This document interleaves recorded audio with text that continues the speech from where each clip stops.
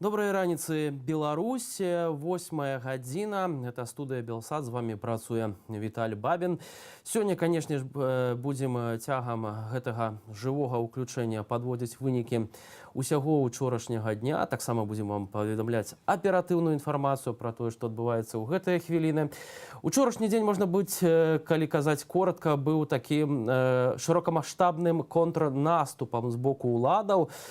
Пратэсты тым не менш працягваюцца, аднак ёсць і добрыя навіны. Да прыкладу, наш сайт belsat.eu цяпер запрацаваў у Беларусі без VPN. Ці адчыняецца ён, таксама заклікаю спадарства гэта спраўджваць, паведамляць нам на наш рэдакцыйны нумар SMS паведамленнямі. Ну а зараз прапаную паглядзець усё самае важнае ў кароткім флэшу навінам, што вядома на гэтую хвіліну. Ужо зараз вашай увазе.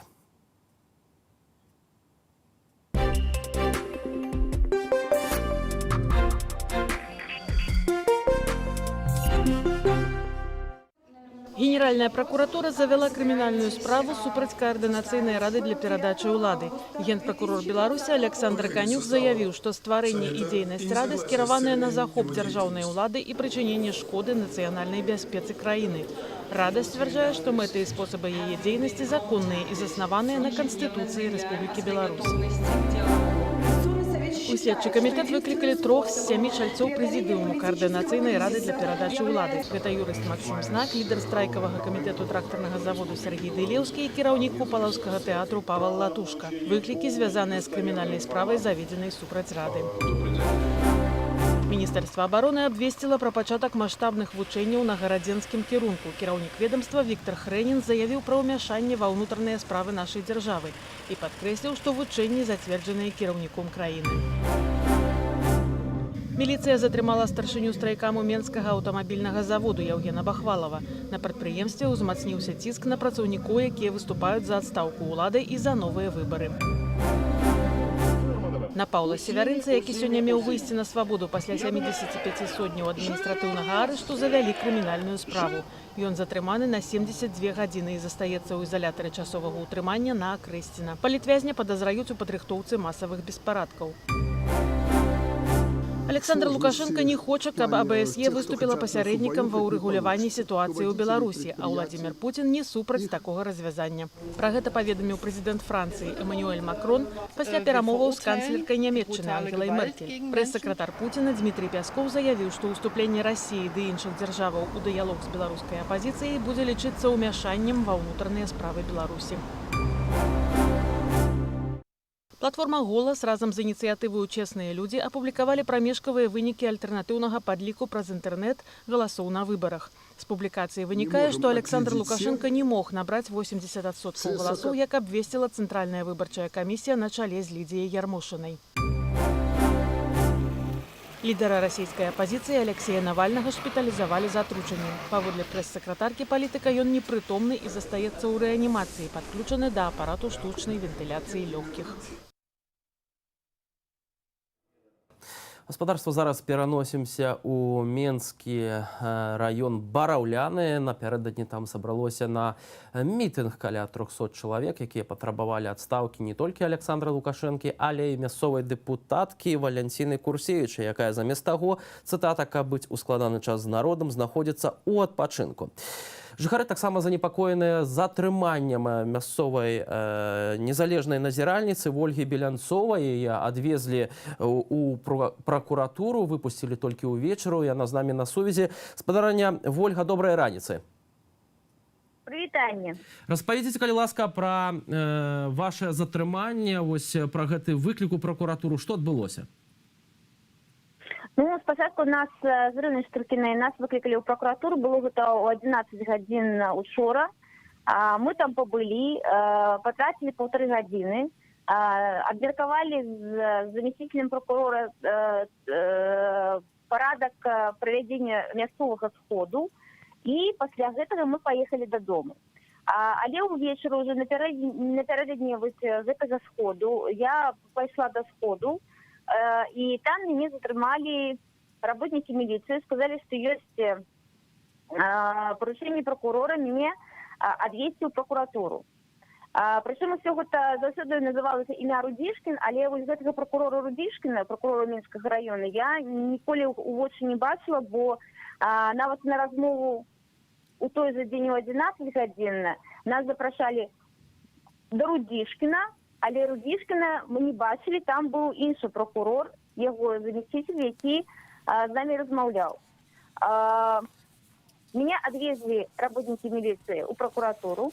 Я там побыла некий час. На меня склали артикул, что я съехала с прокуратуры.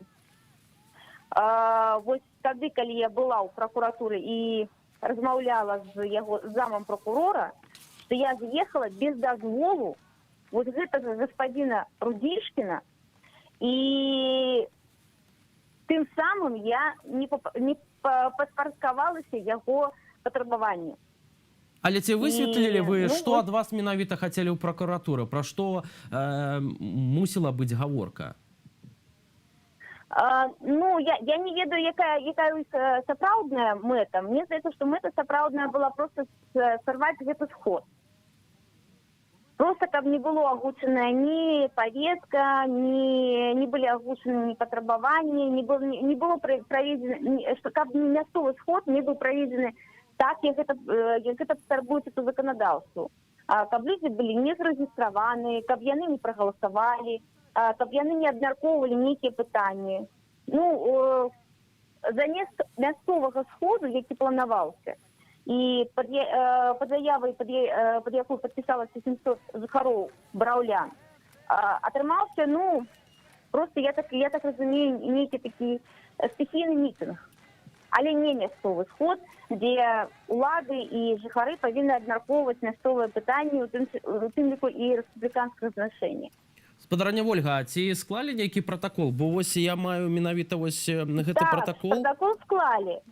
По административному, да, склали протокол на меня, 23 артикул, не памятаю, кропку пасля.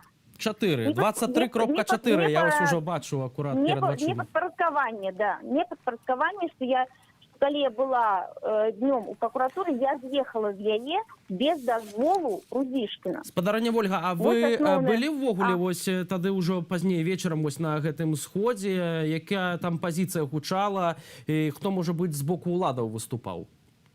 Не, пасля прокуратуры меня отвезли у Бараўлянскі РУВД, отдел милиции.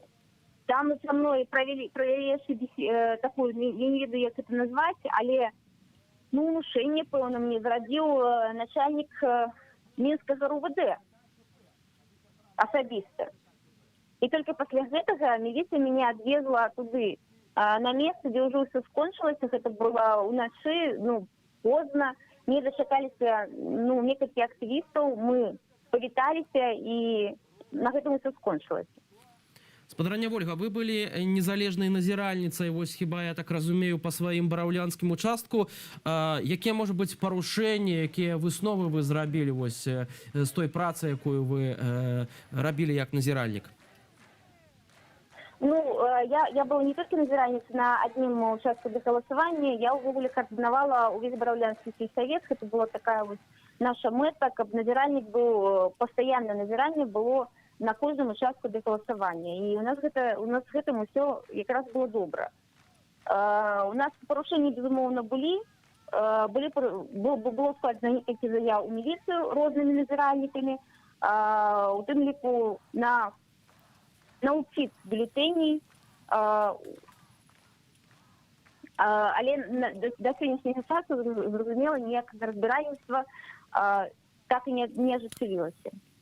Скажите, калі ласка, вось калі кажучы... Прабачце, працягвайце, так? Да, назіральніку, як і па ўсёй краіне, безумоўна, таксама не апускалі памяшканні для голосования, але ўсё ж таки, параўнанні з астатнімі рэгіёнамі, я так понимаю, у нас усё было збольшага не так дрэнна, як паўсюль. Бо так, 30% назіральнікаў у нас не пускали у участки для голосования, але астатнія ўсё ж таки былі там і збольшага прысутнічалі пры падліку галасоў. Я таксама была сярод тых назіральнікаў, якая прысутнічала пры падліку галасоў.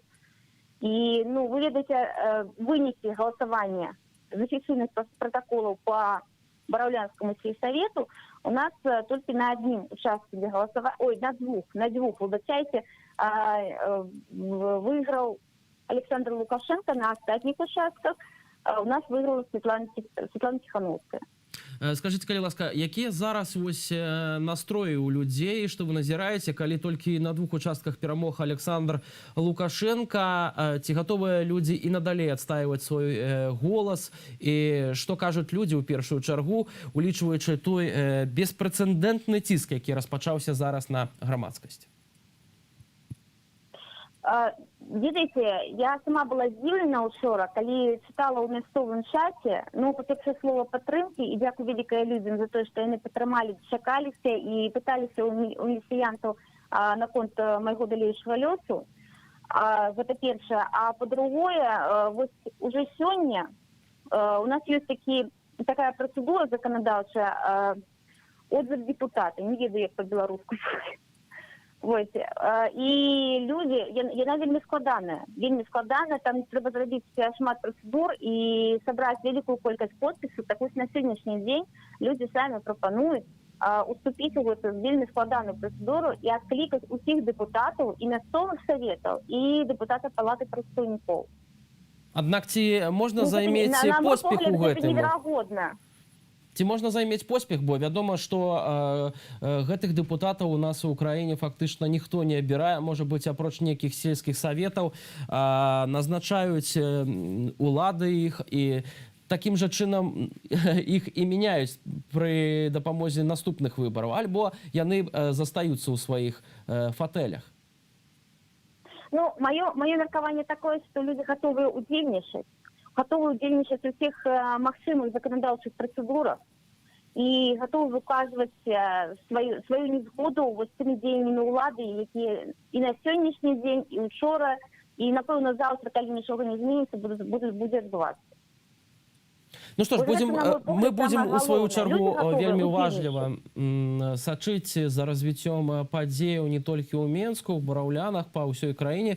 Дзякуй вам вялікі. Ольга Беляўцова, незалежны назіральнік з Бараўлян, быў з намі на тэлефоннай сувязі. Ну а мы, спадарства, працягваем наш эфір, размаўляем, канешне ж, пра страйкі, пра забастоўкі ці пра стачкі, як каму лягчэй гэта называць, тым больш, што агульнанацыянальнага страйку пакуль не назіраецца, частка прадпрыемстваў працягвае працаваць, частка працаўнікоў на тых прадпрыемствах, дзе ўсё ж такі гэтыя стачкі фіксуюцца, таксама працягваюць працаваць. Аднак у першую чаргу тут важна разумець, што улады хочуць вывесці з законнага полю вось акурат такі гэтае паняцце як страйк. Бо права на забастоўку, яно гарантаванае нам законам, гарантаванае Канстытуцыяй, или калі адміністрацыя пагражае вам нейкімі звальненнямі альбо нават завядзеннем на вас адміністрацыйных, ды нават крымінальных спраў, гэта, канешне ж, незаконна. Аднак людзі часцей за ўсё не вырашаюцца падтрымаць тую частку людзей, якія ўсё ж такі страйкуюць, якія знаходзяцца вось у гэтым пераходным стане. І правы рабочых і абавязкі прафсаюзаў нам, в прынцыпе, патлумачыў юрыст прафсаюзу РЭП Юрый Белякоў. Ён паразмаўляў з нашай журналісткай Ірынай Дарафейчук. Давайте паслухаем уважліва, што кажа юрыст. Требования не касаются трудовых отношений. То есть здесь законодательство в нашей стране только одно. Это 41-я статья Конституции, которая дает людям право на забастовку. Я это свое мнение выражаю, поэтому тут я как юрист профсоюза говорю, что если право такое есть, и оно вот в этой сфере не урегулировано никак, то есть законодательства никакого нет. Кто такого еще в этой стране не делал? Вернее, я неправду говорю, что там в 90-91 году были забастовки, было это право на забастовку, и вот тогда таким образом это были забастовки там в метро, были забастовки в Орше, железнодорожники бастовали. И тогда, когда приняли новый трудовой кодекс, эти отношения отрегулировали. И зарегулировали их таким образом, что сейчас фактически провести эту забастовку законно нет никакой возможности. Так? Если там трудовой коллектив предъявляет какие-то требования и не может это урегулировать с работодателем, с нанимателем. Но то, что сейчас происходит, я считаю, что это все абсолютно законно. Тут они не знают сейчас, наниматели, что делать. Человек имеет право на забастовку. Если он написал об этом уведомление, или лично, или люди коллективно написали уведомление, так, поставили перед руководством какие-то требования определенные, которые те вполне в силах выполнить. Например, там заявить о том, что они не поддерживают, они признают Лукашенко нелегитимным, не собираются выполнять его приказы, распоряжения и так далее. И пока не выпустят всех политзаключенных, то есть это основные требования, которые там заявляются. Некоторые хотят проведения повторных выборов, и так далее. Там по списку. Их немного. То, в принципе, люди могут бастовать. Потому что это ничем не урегулировано. Никто не может их за это уволить. А если их за это уволят, то их обязаны будут восстановить. Потому что право такое есть. Они заявили об этом праве, написали уведомление письменное. То есть, вот, например, со мной связывался представитель телевидения, осветитель БТ, белорусского телебачения. И он меня спрашивал, то есть нам сейчас вот, у нас дилемму поставили, грозят ли за прогулы уволить, или отменяйте, пишите заявление по соглашению сторон. Увольняйтесь по соглашению сторон. Я говорю, вы в принципе можете уволиться по соглашению сторон, если там свою гражданскую позицию не хотите отставить. Если хотите отставить свою позицию гражданскую, продолжайте бастовать, вы имеете на это полное право. Если уволят, идите в профсоюз, я буду вас защищать, буду ваши интересы представлять в суде. Посмотрим, что скажет по этому поводу.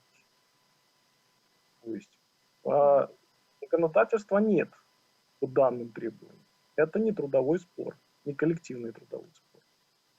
Это есть единственная статья в Конституции, которая это регулирует. Нельзя увольнять. Имеет право, незаконно. Поэтому люди в своем праве могут бастовать, могут выдвигать требования. Інфармацыя, напрыклад, з заводу колавых цягачоў, калі тым, хто хоча баставаць, прадастаўляюць нейкія паперкі, якія яны маюць падпісаць пра тое, што магчымую крымінальную адказнасць за заклікі да забастоўкі. Наколькі гэта законна? То есть они же любые бумажки могут писать, которые там юридической силы никакой не имеют. А што мусяць рабіць прафсаюзы на прадпрыемствы у сувязі з такімі забастоўкамі, якая зараз адбываецца? Профсоюзы, собственно говоря, могут поддержать членов своих. Как, например, профсоюз транспортников сделал. Есть уже обращение профсоюза транспортников, которые фактически повторяют требования работников. Они обратились к правительству, так, и там, к власти, которая сейчас там удерживается, что обратились обратились требования прекратить насилие, так, то есть там проводить переговоры с людьми по данной ситуации, провести выборы. То же самое могут сделать профсоюзы. Если они этого не делают так, то зачем, собственно говоря, такой профсоюз нужен? Спадарства, заклікаю паведамляць пра факты вось такога прымусовага ціску з боку кіраўніцтва прадпрыемстваў скончыць забастоўку. Заклікаю дасылаць свае смс-паведамленні на наш рэдакцыйны нумар. Ён будзе перыядычна з'яўляцца на вашых экранах і маніторах. Разам з тым, спадарства, маем смс-паведамленне са Злучаных Штатаў. Дапамажыце знайсці чалавека, згубіўся Сергей Чэрачань. Апошні раз быў заўважаны больш за тыдзень тыдзень тому. Что делать? Спадарства, нагадаю, Сергей Чэрачань, кандидат на прэзідэнцтва на сёлетніх выбарах. Сапраўды, ён прыходзіў некалькі разоў на такія вось акцыі, якія распачаліся фактычна вось адразу пасля заканчэння прэзідэнцкіх выбараў. На мінулым тыдні сапраўды Сергей Чэрачань, калі я не памыляюся, быў заўважаны на плошчы Незалежнасці, а вось, напрыклад, іншая кандыдатка на прэзідэнцтва, Ганна Канапацкая, на такіх мірных акцыях пратэсту журналістамі не была заўважана. Разам з тым кандыдатка вядзе далейшую барацьбу. Яна аспрэчыла вынікі прэзідэнцкіх выбараў у Верхоўным судзе. Адбылося гэта ў другой палове дня яшчэ напярэдадні, а паведамленне аб гэтым Канапацкая размясціла ў сваім фэйсбуку. Рэалізуючы права, дадзенае мне як кандыдату ў прэзідэнты Рэспублікі Беларусь, працягваю працэдуру прызнання несапраўднымі выбараў прэзідэнта, якія прайшлі 9 жніўня 2020 году. Падала адпаведную скаргу ў Верхоўны суд Рэспублікі Беларусь. Ну, а іншая кандыдатка на прэзідэнцтва, Святлана Ціхановская, сёння праводзіць прэсавую канферэнцыю ў Вільні, а 12:30, гэта па менскім часе, мы, спадарства, будзем весці жывое ўключэнне з гэтай прэсавай канферэнцыі. Заклікаю далучацца да нашага эфіру. Эфір распачнецца яшчэ а 12 гадзіне. Ну, а, канешне ж, яшчэ вельмі важная падзея, навіна, вельмі трывожная навіна, якая прыходзіць з Расіі. Учора раніцай стала вядома пра тое, што вядомы расійскі палітык Алексей Навальны трапіў у омскі шпіталь з вострым атручваннем. Разам з тым, прычынай шпіталізацыі Алексея Навальнага, вось извесце, як падаюць, можа быць дыябетычная кома альбо праблема з мозгавым кровазваротам. Тое, што адбылося з Алексеем Навальным, каментуе расійскі апазіцыйны палітык і федэральны координатор громадского руху «Открытая Россия» Владимир Кара-Мурза-молодший. Давайте послухаем. І я думаю, што таксама вельмі важна называць рэчы сваімі імёнамі. Тое, што адбылося з Алексеем Навальным, ёсць наўмысным атручваннем. У гэтым я абсалютна не сумнеюся. Атручванне непасрэдна матываванае ягонай палітычнай дзейнасцю на працягу многіх гадоў расійскай апазіцыі. Алексей Навальны адзін з самых вядомых, эфектыўных ды магутных галасоў, якія выступаюць супраць не толькі аўтарытарызму, але і карупцыі ды непатызму рэжыму Владзіміра Пуціна. Ён правёў шмат вядомых, гучных антыкарупцыйных расследаванняў чальцоў цеснага кола Пуціна. Атручванне становіцца любімым инструментом людей, что идут услед за политичными оппонентами режиму Путина. Для пэўнасці гэта быў інструмент, які выкарыстоўваўся яшчэ ў савецкі час. Атручаны вядомы пісьменнік-дысідэнт Владимир Вайнович у сярэдзіне 70-х. Балгарскі дысідэнт Георгій Маркаў быў забіты КДБ гэтак жа ў Лондоне напрыканцы 1970-х. Але гэта былі выпадкі, якія былі рэдкімі яшчэ ў савецкія часы. А атручванні ў часы Владимира Путина сапраўды сталіся любімым інструментам Крамля, падключаныя службы бяспекі. Перадусім людзі, якія за гэта адказваюць, павінны несці адказнасць. Тыя, хто працуе ў крамлёўскай прапагандысцкай машыне і пачалі сёння раніцу распаўсюджваць гэтыя звычайныя адмазкі ды тэорыі змовы, каб паспрабаваць адцягнуць увагу. Ну, маўляў, відавочна, Алексей прымаў нейкія лекі або піў алкаголь. Ведаеце, гэта тое ж самае, што было, калі я атруціўся некалькі гадоў таму. Звычайная крамлёўская тактыка. І тыя людзі павінны быць прыцягнутыя да адказнасці. Самае галоўнае, што зараз Алексей застаецца ў жывых і вяртаецца да добрага здароўя. У Расіі ёсць некалькі самых цудоўных лекараў у свеце, я пра гэта сведчу. Самае галоўнае, каб улады дазволілі ім выконваць сваю працу. Менавіта таму міжнародная ўвага вельмі важная. Я сёння бачу, як у Кангрэсе Злучаных Штатаў гучаць рашучыя заявы з абодвух партый, а таксама ад кіраўнікаў Еўрапейскага Саюза некалькі гадзінаў таму. Вельмі важна ўтрымліваць гэтую ўвагу, бо відавочна значна лягчэй здзяйсняць злачынства ў цемры, чымся калі за табою сочаць. Як я ведаю, зноў жа з майго ўласнага досведу, увага міжнароднай грамадскасці можа выратаваць жыццё, і гэта самае галоўнае зараз.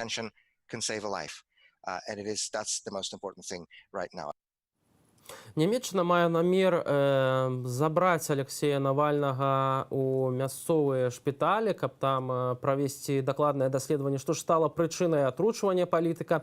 Разам з тым, паплечнікі, канешне ж, вось як Владимир Кара-Мурза кажуць, што да гэтага атручвання можа быць належыць намеры Крамля прыбраць галоўнага апазіцыянера Расіі. З намі на сувязі наша журналістка Маша Макарова.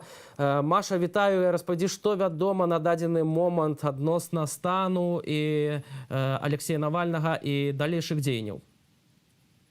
Доброе утро, Виталий. Ну вот буквально на 15 минут назад в Омске было принято решение, что Алексея Навального нельзя вывозить в Германию на лечение. Главный врач больницы в Омске, где сейчас в реанимации находится российский политик, заявил, что состояние Навального не позволяет перевести его в Германию. Но кроме того заявил, что он, как главный врач этой больницы, не хочет брать на себя ответственность за дальнейшую судьбу Алексея Навального в случае вывоза его за границу. Сторонники Навального, которые сейчас находятся в Омске, я напомню, что туда вчера приехала жена Алексея Навального Юлия, приехала лечащий врач политика Анастасия Васильева, там же находятся сотрудники Навального из Фонда борьбы с коррупцией, заявляют о том, что это абсолютно безрассудное и беззаконное решение, и связывают его, конечно, с политическими мотивами.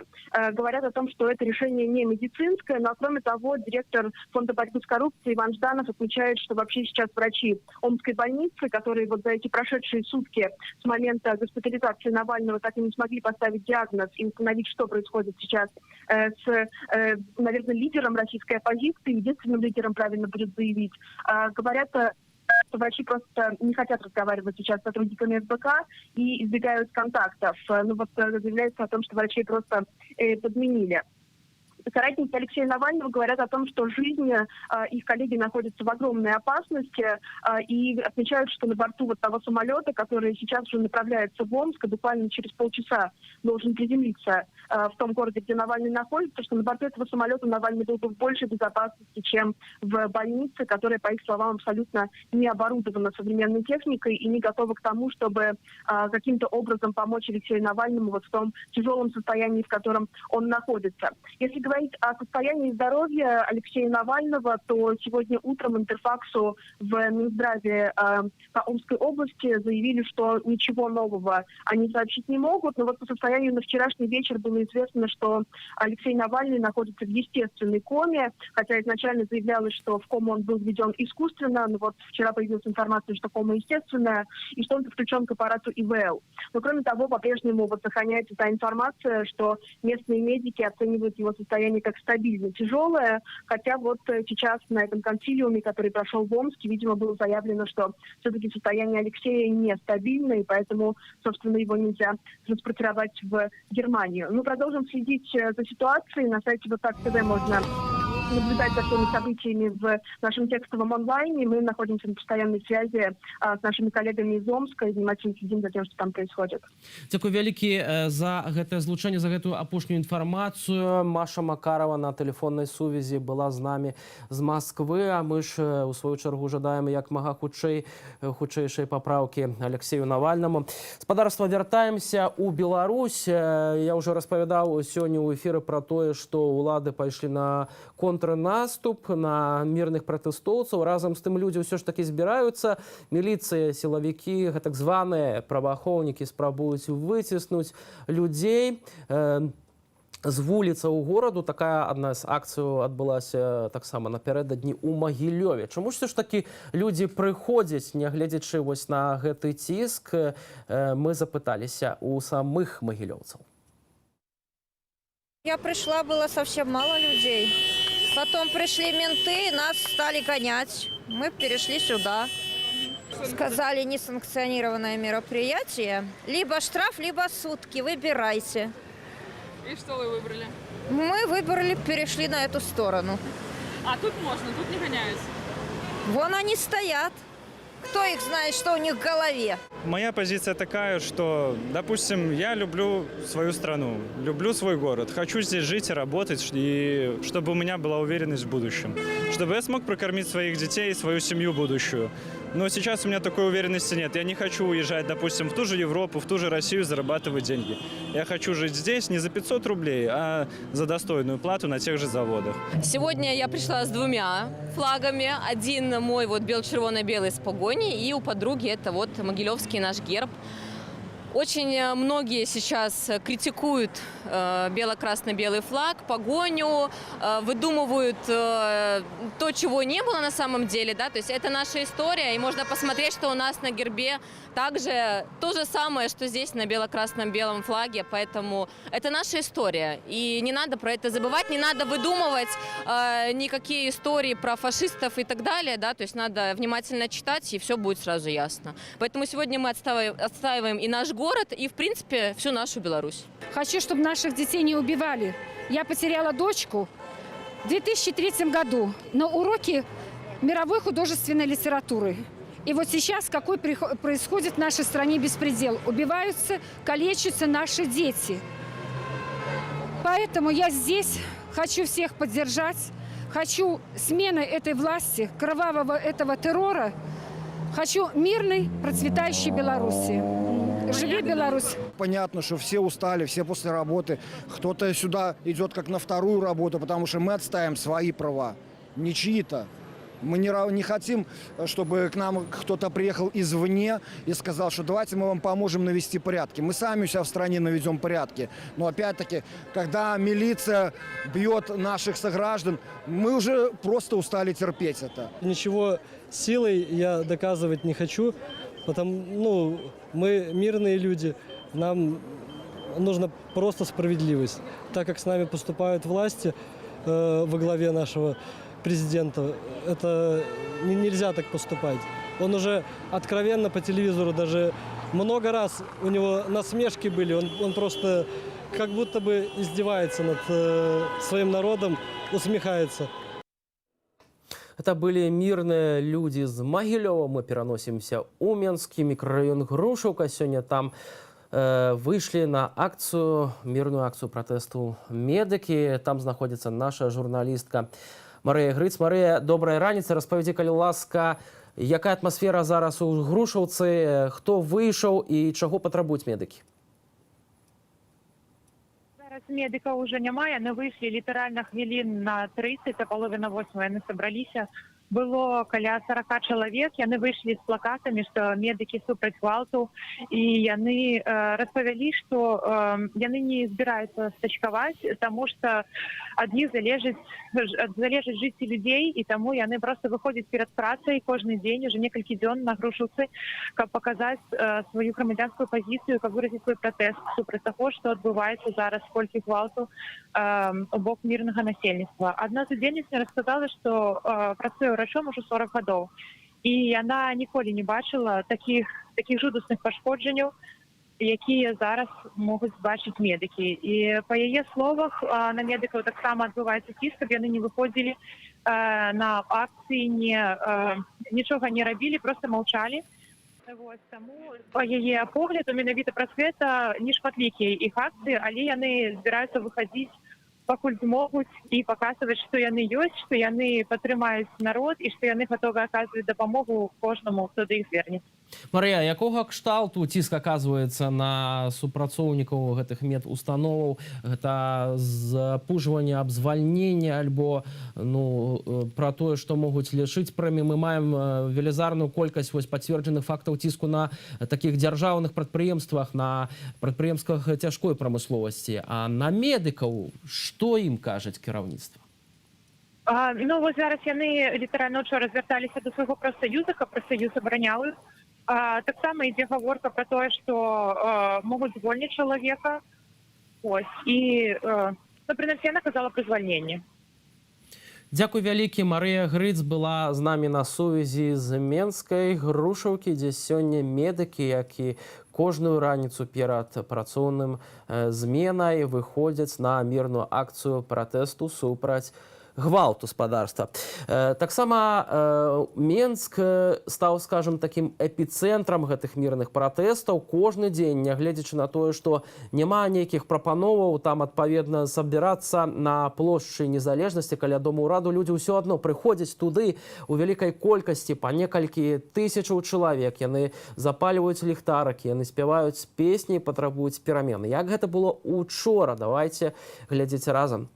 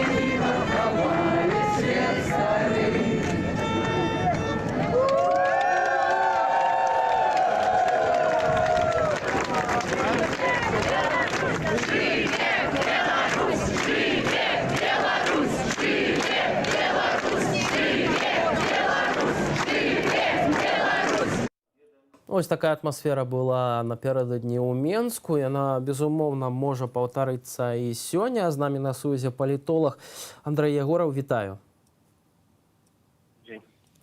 Спадар Андрэй, сёння вось акурат такі чытаю на радыё «Свабода», што кіраўнік страйкаму МТЗ лічыць, што будзе другая хваля забастовак, а першая хваля была проста рэпетыцыяй. Ці згодны вы з такім меркаваннем? Ну, насамрэч, вось гэты працэс забастоўкамі ён дастаткова складаны.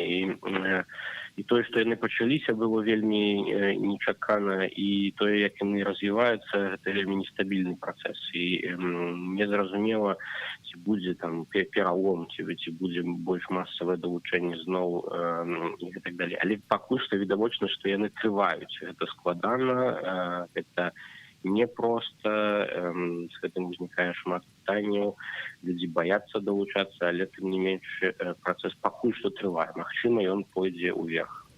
Ці можна казаць ввогуле, што той дзень, калі людзі ўпершыню вырашылі аб'явіць аб страйках, быў пераломным у гэтых шматдзённых ужо днях мірнага супраціву? Я б сказаў, што гэты дзень быў пераломным у сэнсе адносінаў улады да сітуацыі. То бок вось толькі страйкі прымусілі іх ісці на нейкія спробы дыялогу. Толькі тады, калі страйкі з'явіліся, яны пачалі ўспрымаць сітуацыю як значна больш сур'ёзную. Ну і далучэнне да страйкаў таксама паўплывала на зніжэнне гвалту, які прымяняўся. Ну і ў пэўных выпадках, дзе удалося кансалідавацца працоўным і грамадству пратэстуючым, там удалося, напрыклад, у гародні дабіцца амаль таго, што трэба было б дабівацца. Ну, скажыце, вось горадня гэта фактычна такі адзіны прыклад, калі там улады пайшлі на саступкі, аднак ужо праз некалькі дзён улады пайшлі ў контрнаступ, ужо сказалі, ніякага вам эфіру на дзяржаўным тэлебачанні не будзе, што мітынгаваць спакойна, без дазволу таксама нельга, трэба падаваць заяўку, чакаць 15 дзён на разгляд гэтай заяўкі, потым на дазвол. Як вы гэта пракаментуеце? Чаму вось некаторыя гарады, як горадня, ідуць на нейкія саступкі, а потым зноўку ідзе закручванне гэтых гаек? Ну, таму што немагчыма пабудаваць дэмакратыю ў асобнай Розабельскай рэспубліцы. Там неабходна альбо вырашыць сітуацыю ў нацыянальным маштабе, альбо ніяк. Таму часова гэта магчыма мець як саступкі, як гэта было. Гародня, трэба было адразу ж разумець, трэба ўсім было разумець, што гэта нават не пачатак канца, а проста тактычная сітуацыя дзеяння ўлады ў канкрэтным рэгіёне. І вось гэта мы будзем бачыць паўсюль, калі пратэсны рух будзе развівацца. Што спрабуючы залагодзіць сітуацыю, будуць прымацца нешта такое, потым адмаўляцца, таму што ёсць цэнтральная вертыкаль, цэнтральны апарат, які пакуль што даволі моцны, монолітны, ну і пакуль не наступае карэннага пералому, яны, канешне, будуць сімуляваць усе такія. Спадар Андрэя, ці ёсць вось канкрэтны план дзеянняў, каб гэты пераломны момант наступіў? Калі ён адсутнічае, то вы, як палітолог, бачыце асноўны план у чым? Што можа стаць пераломным момантам і контрнаступ уладаў адступіць, а пратэстоўцы зробяць наступны крок? Ну, тут агульная стратэгія, яна дастаткова ясная. Яна звязаная з тым, што масавасць і шырыня пратэстаў яна мусіць блакаваць жыццёва важныя функцыі гэтага рэжыму. І вось за гэтага блакавання немагчымасці ажыццяўляць тое, што там неабходна, яны вымушаны ісці на перамовы з прадстаўнікамі пратэстоўцаў. І ў гэтых перамовах фактычна і вырашаецца праблема праходу. Пачатак гэтых перамоваў, аб'яўленне гэтых перамоваў, гэта і ёсць гэты пераломны момант. Але для гэтага пратэсты, страйкі, яны мусяць трываць. І людзі мусяць разумець, што толькі ў гэтым сутнасць. і магчымасць перамагчы. А ці ёсць жаданне далей пратэставаць? Бо ведаем, што шмат хто з пратэстоўцаў узяў вось гэтую перадышку, людзей выходзіць ужо ў меншай колькасці. Ці варта чакаць нейкага новага ўздыму гэтай пратэснай хвалі, на ваш погляд? Ну, давайте будем глядзець, потому что гэтыя дні гэта ўсё развіваецца непрадказальна. На трэці дзень таксама падавалася, што там пратэст заціхаюць, але выйшлі жанчыны, якія там пераламілі гэты тренд у іншы бок. Штосьці заўсёды здараецца. Там у нядзелю была там самая масавая акцыя там гісторыі Беларусі з белчовано-белымі сцягамі, щоб просто тое, што ніколі там мы не маглі чакаць ад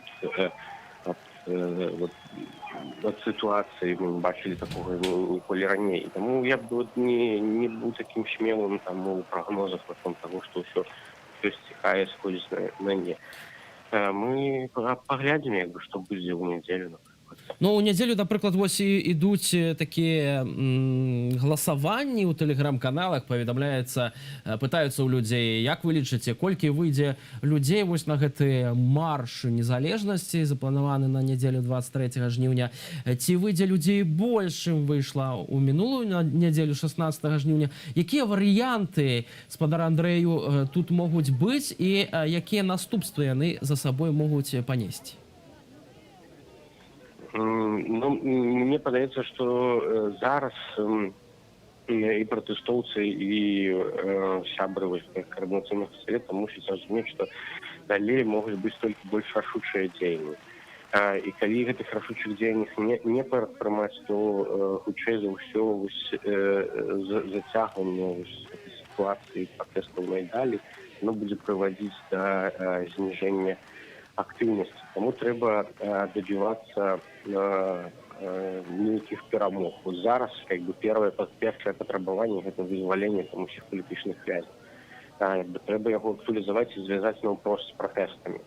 І ў гэтым сэнсе гэты пратэст у нядзелю трэба выкарыстоўваць менавіта для гэтага. Магчыма, прыйсці туды, дзе тыя зняволеныя знаходзяцца, і сказаць, што мы не сыдзем адсюль, пакуль яны не будуць вызваленыя, пачаць блакаду. Вось такога кшталту больш рашучыя ўпэўненыя дзеянні, яны зараз вельмі патрэбныя ў сітуацыі. Кажучы пра координацыйную раду, конечно ж, не можем не сказаць пра тое, што учора Генеральная прокуратура распачала крымінальную справу адносна гэтай структуры, бо Александр Лукашенко называе яе незаконнай, што ён астудзіць усе гарачыя головы. Вось гэтыя пагрозы і гэтая крымінальная справа, як яна можа паўплываць на далейшае развіццё падзеяў? Бо, напрыклад, Александр Класкоўскі, палітычны аглядальнік, сумняецца ў тым, што, напрыклад, Александр Лукашенко вырашыцца арыштаваць там чальцоў прэзідыуму, тую ж нобелеўскую лаўрэатку па літаратуры Святлану Алексеевич, бо гэта будзе зусім перабор. На ваш погляд, якія тут крокі ад уладаў можна чакаць, ці могуць быць нейкія прэвентыўныя арышты, ціск і далейшыя вядомыя сцэнарыі, якія мы ўжо назіраем больш за 20 гадоў? Мне вельмі смешна чуць, калі людзі разважаюць адносна таго, што Лукашенко чагосьці не можа зрабіць, тому што гэта перабор. Пасля таго, што мы бачылі, мне ўжо падаецца, што можа зрабіць усё, што заўгодна. А вяртанне да гэтага дыскурсу пачатку кампаніі, што ў Беларусі там ёсць нешта такое, што там стрымала дзеянне Лукашенко, калі яны неабходныя для захавання яго ўлады, мне падаецца, уже вельмі наіўны. Там, конечно, усіх могуць арыштаваць, закатаць і так далее. Але тут з палітычнага пункту гледжання, калі гэта будзе зроблена, і все гэтыя сябры координацыйнай рады апынуцца ў турме, гэта, магчыма, зноў выкліча не тую рэакцыю, на якую разлічваюць. Это не будзе абезглаўліванне пратэстаў, а наадварот падштурхне да новых пратэстаў, бо гэтая координацыйная рада мае там пэўную легітымнасць з боку Ціхановскай. Людзі там вераць, думаюць, што яны дапамогуць ім у тым, каб гэты палітычны крызіс там вырашыўся ў краіне. І гэта можа проста справакаваць новую хвалю. Таму улады будуць узважваць, ці гэта трэба рабіць зараз, ці не. Таму я пакуль гляджу на гэту крымінальную справу як на спробу запужвання. Лукашенко вось зараз творыць бясчынствы, такія фактычна злачынствы, сапраўдныя злачынствы ў цэнтры Еўропы, а Координацыйная рада, прыватнасці Марыя Калеснікава, прадстаўніца аб'яднанага штабу, кажа, што новыя выбары могуць адбыцца з удзелам Александра Лукашенко альбо ўжо з новым складам Цэнтральнай выбарчай камісіі. Як вы гэта пракаментуеце? Не трэба да гэтага адносіцца сур'ёзна. Увогуле да любых тэзісаў, выказвання адносна таго, як яно там будзе пасля, не трэба адносіцца сур'ёзна. Таму што пакуль вы не дамагліся сітуацыі перамоваў рэальных з рэжымам, пакуль гэтыя перамовы не пачаліся, пакуль там вы не пачалі абмяркоўваць фармат таго, як гэтыя новыя выбары будуць прызначаныя і праведзеныя, нічога нельга сказаць пра тое, як яно будзе арганізавана і хто там мусіць ці не мусіць удзельнічаць. Мы не ведаем, у якім стане на гэтыя перамовы прыйдзе мы, у якім стане на гэтыя перамовы прыйдзе Лукашенко, хто будзе мацнейшы, што мы можам патрабаваць, як гэта будзе разгортвацца і гэтак далей. Але нават калі уявіць сабе сітуацыю, што прызначаюцца новыя дэмакратычныя выбары, і мы, я маю на ўвазе грамадства, маем поўны кантроль над выбарчым працэсам ад цэнтральнай выбарчай камісіі да фармавання камісіяў і празрыстага падліку галасоў, і пры гэтым Лукашенко не сышоў у адстаўку, і мы не маем магчымасці прымусіць яго да гэтага, то чаму не даць яму удзельнічаць у гэтых выбарах і прайграць. І гэта будзе спосабам таксама мірнага пераходу. Але гэта ўсё роўна залежыць ад развіцця палітычнай сітуацыі, ад таго, у каго больш моцы. І ці мы можам у сітуацыі перамоваў адсунуць Лукашенка ад удзелу. Дзякуй вялікі. Андрэй Ягораў, палітолог, быў з намі на сувязі. Дзякуй вялікі за гэтую размову, спадарства. А ў нас зараз акурат такі ёсць, што вам паказаць, новы зварот Святланы Ціханаўскай да працаўнікоў прадпрыемстваў. Давайте паслухаем разам, што кажа кандыдатка на прэзідэнцтва, і па ўсей верагоднасці абраны прэзідэнт Рэспублікі Беларусь. Дорогие мои белорусы, работники Беларусь-Калия, МТЗ, Гродно-Азота и других предприятий. Вы – символ новой, свободной Беларуси. Мы мирная, трудолюбивая нация. Мы сила, которая может изменить и уже меняет будущее нашей страны. Страны, которую он хочет у нас украсть. Как он уже украл наш выбор и изувечил наших братьев, сестер, мужей, детей. Чтобы прекратить этот произвол, мы должны объединиться. Пришло время сплотиться. Вы уже показали невероятное единство и проявили стальную выдержку. За это вам большое спасибо. Вы запугали диктатуру. Она дрожит от страха перед вами, вашей силой и мужеством. Поэтому сегодня вы ощущаете огромное давление. Поэтому подвергаетесь угрозам. Забастовки зажали диктатуру в угол, ранили ее в самое сердце. Поэтому сейчас вас всеми способами пытаются разделить и поссорить. Ведь если мы будем все вместе, у этого режима не останется ни единого шанса. Забастовки – это абсолютно легальное и мощное оружие против режима. Они это знают, и поэтому вас запугивают. Оставьте страх диктатуре. Помните, вы не одни. С вами вся Беларусь. В фонды поддержки уже пожертвованы миллионы, чтобы помочь вам выдержать давление и не сломаться под угрозами. Будущее Беларуси, а значит и будущее наших детей, зависит сейчас от вашего единства и вашей решительности. Поэтому я прошу вас, продолжайте и расширяйте забастовки. Не ведитесь на запугивание. Объединяйтесь.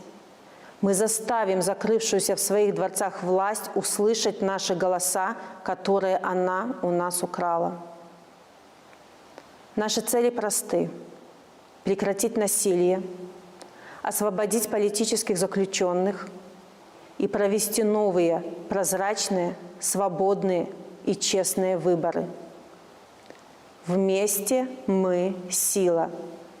Сила, перед которой не устоит никакая диктатура. И помните, только вместе мы сможем построить страну для жизни. Это была Святлана Ціхановская. Спадарства, нагадаю, сёння а 12:30 прамое ўключэнне з Вільні, дзе Святлана Ціхановская будзе ладзіць прэсавую канферэнцыю. Эфір Белсата распачынаецца а 12 гадзіне па менскім часе. Калі ласка, запрашаю вас сачыць за усімі навінамі. Мы з'явімся ў гэтай студыі, каб паведамляць вам усё, што адбываецца ў гэтыя хвіліны. А зараз мы працягваем далей наш эфір. У нас ёсць СМС-поведомление. Пока белорусы устраивают гуляния, режим выдергивает самых активных и помещает в застенки. А белорусы поют и поют, а в застенках продолжаются пытки новых похищенных.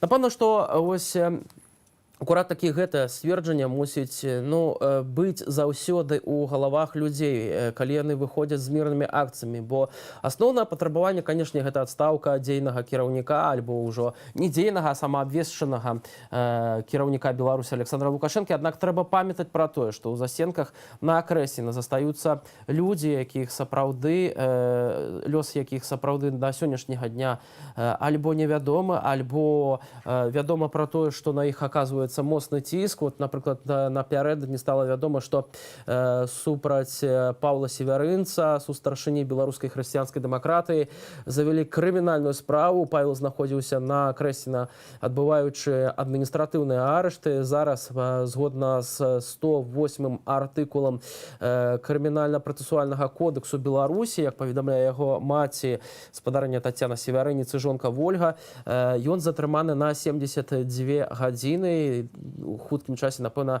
у хуткім часе стала вядома таксама, што Паўлу Севярынцу супраць Паўла Севярынца распачалі крымінальную справу паводле артыкулу 293, гэта масавыя закалоты.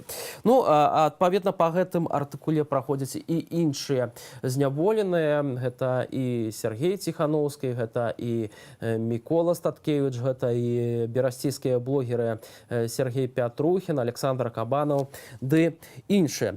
У нас спадарства, вось калі мы ўжо закранулі тэму Акрэсціна, ёсць чарговае сведчанне ахвяраў катаў. Гэта Уладзіслаў Салавей. Ён быў на плошчы, у яго трапіла граната. Давайте паслухаем тое, што ён перажыў. Нас привезли, вытащили из автомобиля и поставили на колени у стены. Тогда была еще ночь. Сколько нас было человек, не помню. На нас сильно кричали, угрожали оружием. Мы бежали по коридору, вокруг которого стояли бойцы ОМОН и били каждого из людей. Особо не везло тем, кто подскальзывался или падал, или недостаточно быстро, скажем так, выполнял команды. Учитывая, что многие люди, в отличие от меня, уже были избиты на момент выгрузки из автозака, им не то что бежать быстро было невозможно, они вообще не понимали, где находятся. Ему больно, он ранен, он дезориентирован, и его продолжают бить. На коленях мы простояли, на мой взгляд, около 3-4 часов на улице под открытым небом до утра. В ходе этого всего нас периодически избивали и угрожали кому-то оружием, кому-то расправой, да всем, в общем, чем они могли. Особо оставалось тем, кто задавал вопросы. Любые вопросы, не имеет абсолютно значения. Который час, за что с нами будет, кто вы такие, дайте воды, я хочу пить, не знаю, любой вопрос абсолютно. Поворот головы, что-либо еще, ежесекундно наказывалось ударами. Особо мне запомнилась женщина, которая там находилась. Невысокая блондинка, отличавшаяся на мое удивление, особой жестокостью, даже больше, чем мужчины. Они, конечно, тоже были жестоки, но жестоки в рамках мужского какого-то поведения. То есть они избивали и оскорбляли. Она пыталась какие-то найти точки унижения. Конечно, при таком давлении многие там непроизвольно испражнялись. Кто-то от страха, а кто-то от ударов, например, в живот. Если хорошенько ударить вниз живота, то любой человек сходит в туалет. Это вызывало у нее отвращение и хохот. Она постоянно говорила, что хватит вести себя как девочки, что вы тут все пообсирались, пообсцикались, фу и все такое прочее. На следующую ночь, это было уже 10-е, начали задерживать митингующих и случайных прохожих, неважно кого. Тем, кого задержали 10-го, досталось особенно сильно. Они называли их баррикадчики, баррикадисты. Опять-таки, мы тогда, сидя в вакууме, не совсем знали вообще, что это такое, что происходит в городе. Как потом оказалось, они строили баррикады и пытались как-то сдержать колонны автозаков. Их избивали до смерти. Я абсолютно точно уверен, что примерно 2 людей они убили, поскольку они в какой-то момент дышали, а потом перестали хрипеть. Это все было за стенами камер, мы слышали. Когда ОМОНовцы это осознали, они срочно начали кричать, чтобы их отсюда выносили, вывозили или убирали. Мне запомнился мужчина, которого били. Он повернулся, как я понимаю, или просто сказал ОМОНовцу: «Так убей меня». На что он ответил: «Я и так убиваю тебя». Также там были женщины, молодые, некоторых хватали парами. Мы это поняли по истошным крикам, поскольку если они догадывались, что вы пара, мужчина и женщина, они, например, избивали женщину на глазах у мужчины, либо наоборот. 11-го снова начали привозить людей, снова их избивать, снова их калечить за любую символику. Белый браслет, бело-красно-белый флаг, белая майка, все что угодно, абсолютно. Одного украинца избили за то, что он на вопрос «Слава Украине» машинально ответил «Героям слава». А это, видимо, был неправильный ответ. 11 числа, по нашим подсчетам, людей уже некуда было засовывать в Окрестин. Мы не понимали, куда они их привозили. Мы тогда не знали, что они используют дворики для помещения людей, засовывая в них по 40-50 человек. А еще мы думали, что раз нас 30, значит и в других камерах будет по 30 человек. А их было по 40-50. Это нам уже рассказали люди, которых нам перетащили в камеру примерно 12 числа, когда задержания прекратились. Эти люди до этого сутки простояли на улице, рассказали, что их раздевали, обливали холодной водой и мочой, чтобы им было холодно. Нас же не кормили, и мы вообще не понимали, когда нам дадут еду. И, возможно, нас просто заморят голодом. Плюс мы были убеждены, что они не знали вообще, сколько человек они задержали. И понятия не имели, что с ними делать. И не знали, сколько, в каком состоянии, сколько погибло. Поэтому четверг, как нам казалось, поэтому именно нас начали судорожно вывозить. Это потом мы узнаем, что начались массовые забастовки, в результате чего им пришлось дать заднюю. В общем, в четверг нас передали военным. Военные, конечно, были в шоке, потому что им выгрузили в лес просто сотни грязных, вонючих, побитых мужиков, как будто вернувшихся с войны. До последнего момента мы не знали, что нас привозят в военную часть, потому что нас просто везли непонятно куда, а через щелочку, когда мы увидели лес, мы думаем, ну, вот оно, конец нашей истории, потому что неизвестно было ничего. Нагадаю, што сёння ў следчы камітэт выклікалі юрыста аб'яднанага штабу Максіма Знака, таксама кіраўніка страйкаму МТЗ Сергея Дылеўскага. Чым скончыцца гэтая размова ў следчым камітэце? Ну, канешне, прагназаваць вельмі цяжка. І таксама вельмі цяжка казаць пра тое, пра што можа ісці гаворка, калі распачала крымінальную справу Генеральная прокуратура па факту спробы захопу улады, калі усім магчыма відавочна, што захапілі ўладу КДБ разам з Александром Лукашенко і сілавымі структурамі. Разам з тым, беларускі хельсінскі камітэт звярнуўся ў следчы камітэт з нагоды масавых катаванняў, жорсткага абыходжання і гвалту з палітычных матываў у Беларусі. Праваабаронцы патрабуюць распачаць крымінальную справу паводле артыкулу 128 крымінальнага коду кодекса Беларуси, это злочинство супраць бяспекі чалавецтва, адхіліць падазраваных па справе ад пасадаў, бо застаючыся на пасадах яны могуць перашкодзіць папярэдняму расследаванню і судоваму разбору справы або працягваць займацца вось гэтай злачыннай дзейнасцю. Таксама праваабаронцы патрабуюць не перашкаджаць адвакатам у іх прафесійнай дзейнасці, у тым ліку ў праве публічна рэагаваць на працэсуальныя парушэння. Мы ведалі, такіх парушэнняў было вельмі шмат. Прынамсі, апошнімі днямі, пасля выбарчымі днямі да Віктара Бабарыкі адвакатаў не пускалі вельмі доўга, на працягу больш за тыдзень. Ну і, конечно, максімальна інфармаваць грамадства пра хаду расследавання гэтай справы. Пабачым, як адрэагуе на гэты зварот следчы камітэт. Усе самыя важныя навіны спадарства мы рыхтуем вам у жывым эфіры. Нашы журналісты працуюць, каб на месцы распавядаць вам, што адбываецца. Ужо зараз апошняя інфармацыя на гэту хвіліну.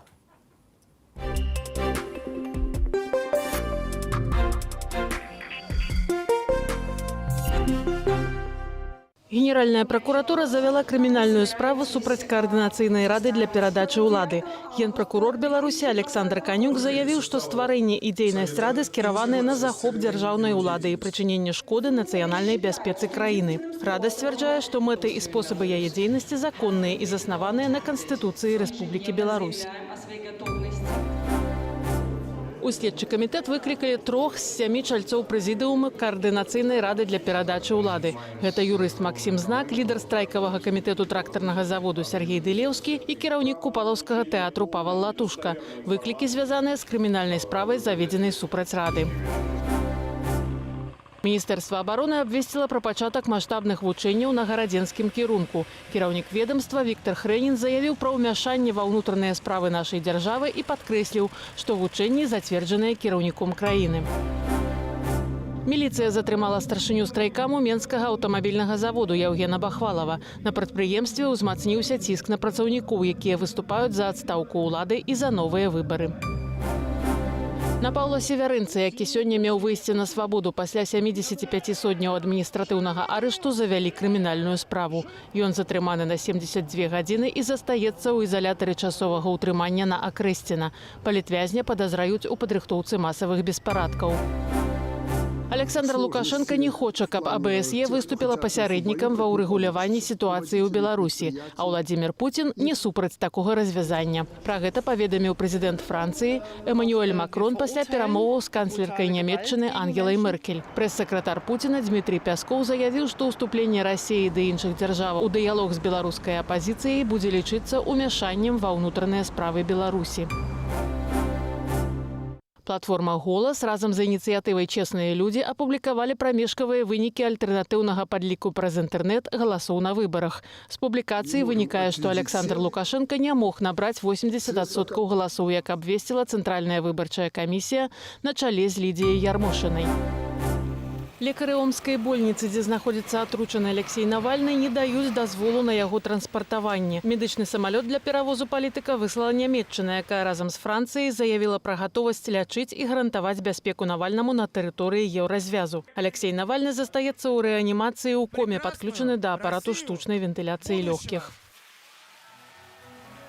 Спадарства, сёння раніцай я з'явіўся ў эфіры адзін. Моя каляжанка Алена Коўшык выконвае сёння ролю рэдактаркі, аднак побач знаходзіцца мой калега Ігор Віняўскі, журналіст і рэдактар «Вот так ТВ». Добрая раніца, Ігор. Добрая раніца. Ігор, ведаю, што вельмі уважліва сочыць за падзеямі ў Беларусі, за пратэстамі, розныя паралелі прыводзяцца. Таксама вельмі уважліва сочыш за тым, што кажа Александр Лукашенко. Якія твои ўражанні, што зараз тебе найбольш ураживает? Ну, вот я буквально вчера написал материал на нашем сайте «Вот так ТВ», который был опубликован. Я считаю, что очень важно сейчас белорусам действительно извлечь уроки, скажем так, казахские уроки из того, что было в Казахстане. Потому что я считаю, что Александр Лукашенко, он очень хорошо извлекает уроки из того, что делал Нурсултан Назарбаев. И вот сейчас, глядя на то, что происходит А в Беларуси я очень вспоминаю, провожу параллель, очень хорошо вспоминаю события 2011 года в Казахстане. Это протесты в Жанаозене, небольшой город на западе Казахстана. Там 7 месяцев длился протест нефтяников. То есть нефтяники 7 месяцев стояли на городской площади, требовали того, чтобы к ним кто-то обратился из властей, хотели переговоров. Не было вообще никакого диалога между властью и этими нефтяниками. Руководство их задним числом уволило, прокуратура объявила эту забастовку незаконной. Это вот все, что было сделано со стороны нефтяников, со стороны власти. Да. И здесь очень важно обратить внимание на то, что когда этот протест начали подавлять, вот сейчас мы видим как раз кадры того, как начали расстреливать людей. Мирную демонстрацию. Их расстреляли из огнестрельного оружия. А там погибли 15 человек тогда. Игорь, нагадай, який это год? Это 2011 год.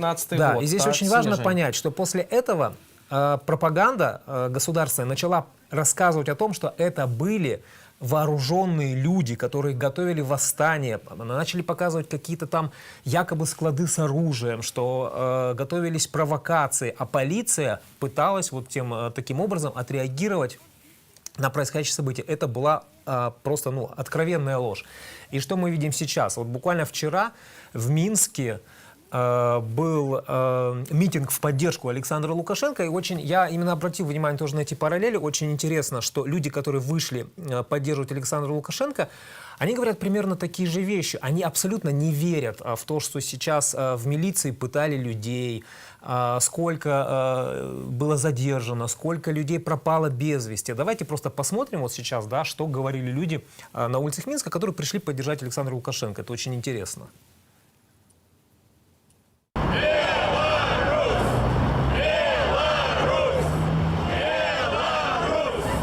Ну, видите, как у нас люди зомбированы. Мать прошла Украину, знает, мама там живет. Я вижу, понимаю. Поэтому я не понимаю. Мы за спокойствие, за мир. Именно в Киеве. Она прошла, поэтому она это все видела, она знает и понимает.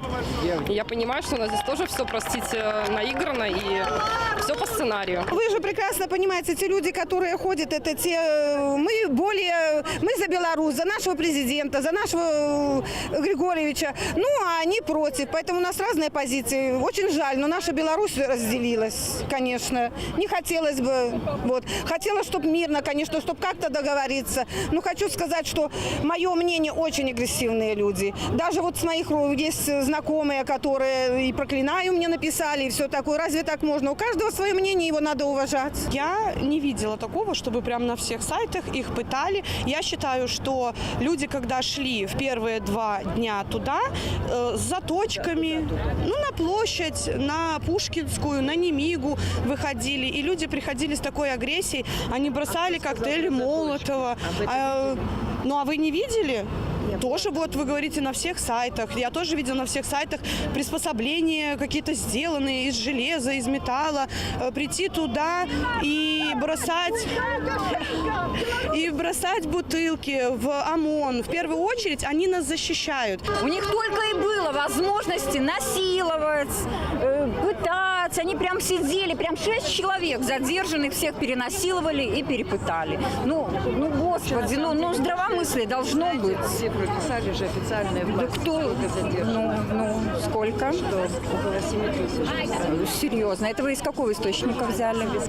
Советская Беларусь. 7 тысяч. Вы не доверяете Советской Беларуси? Я доверяю безгранично своему правительству. Понимаете, безгранично.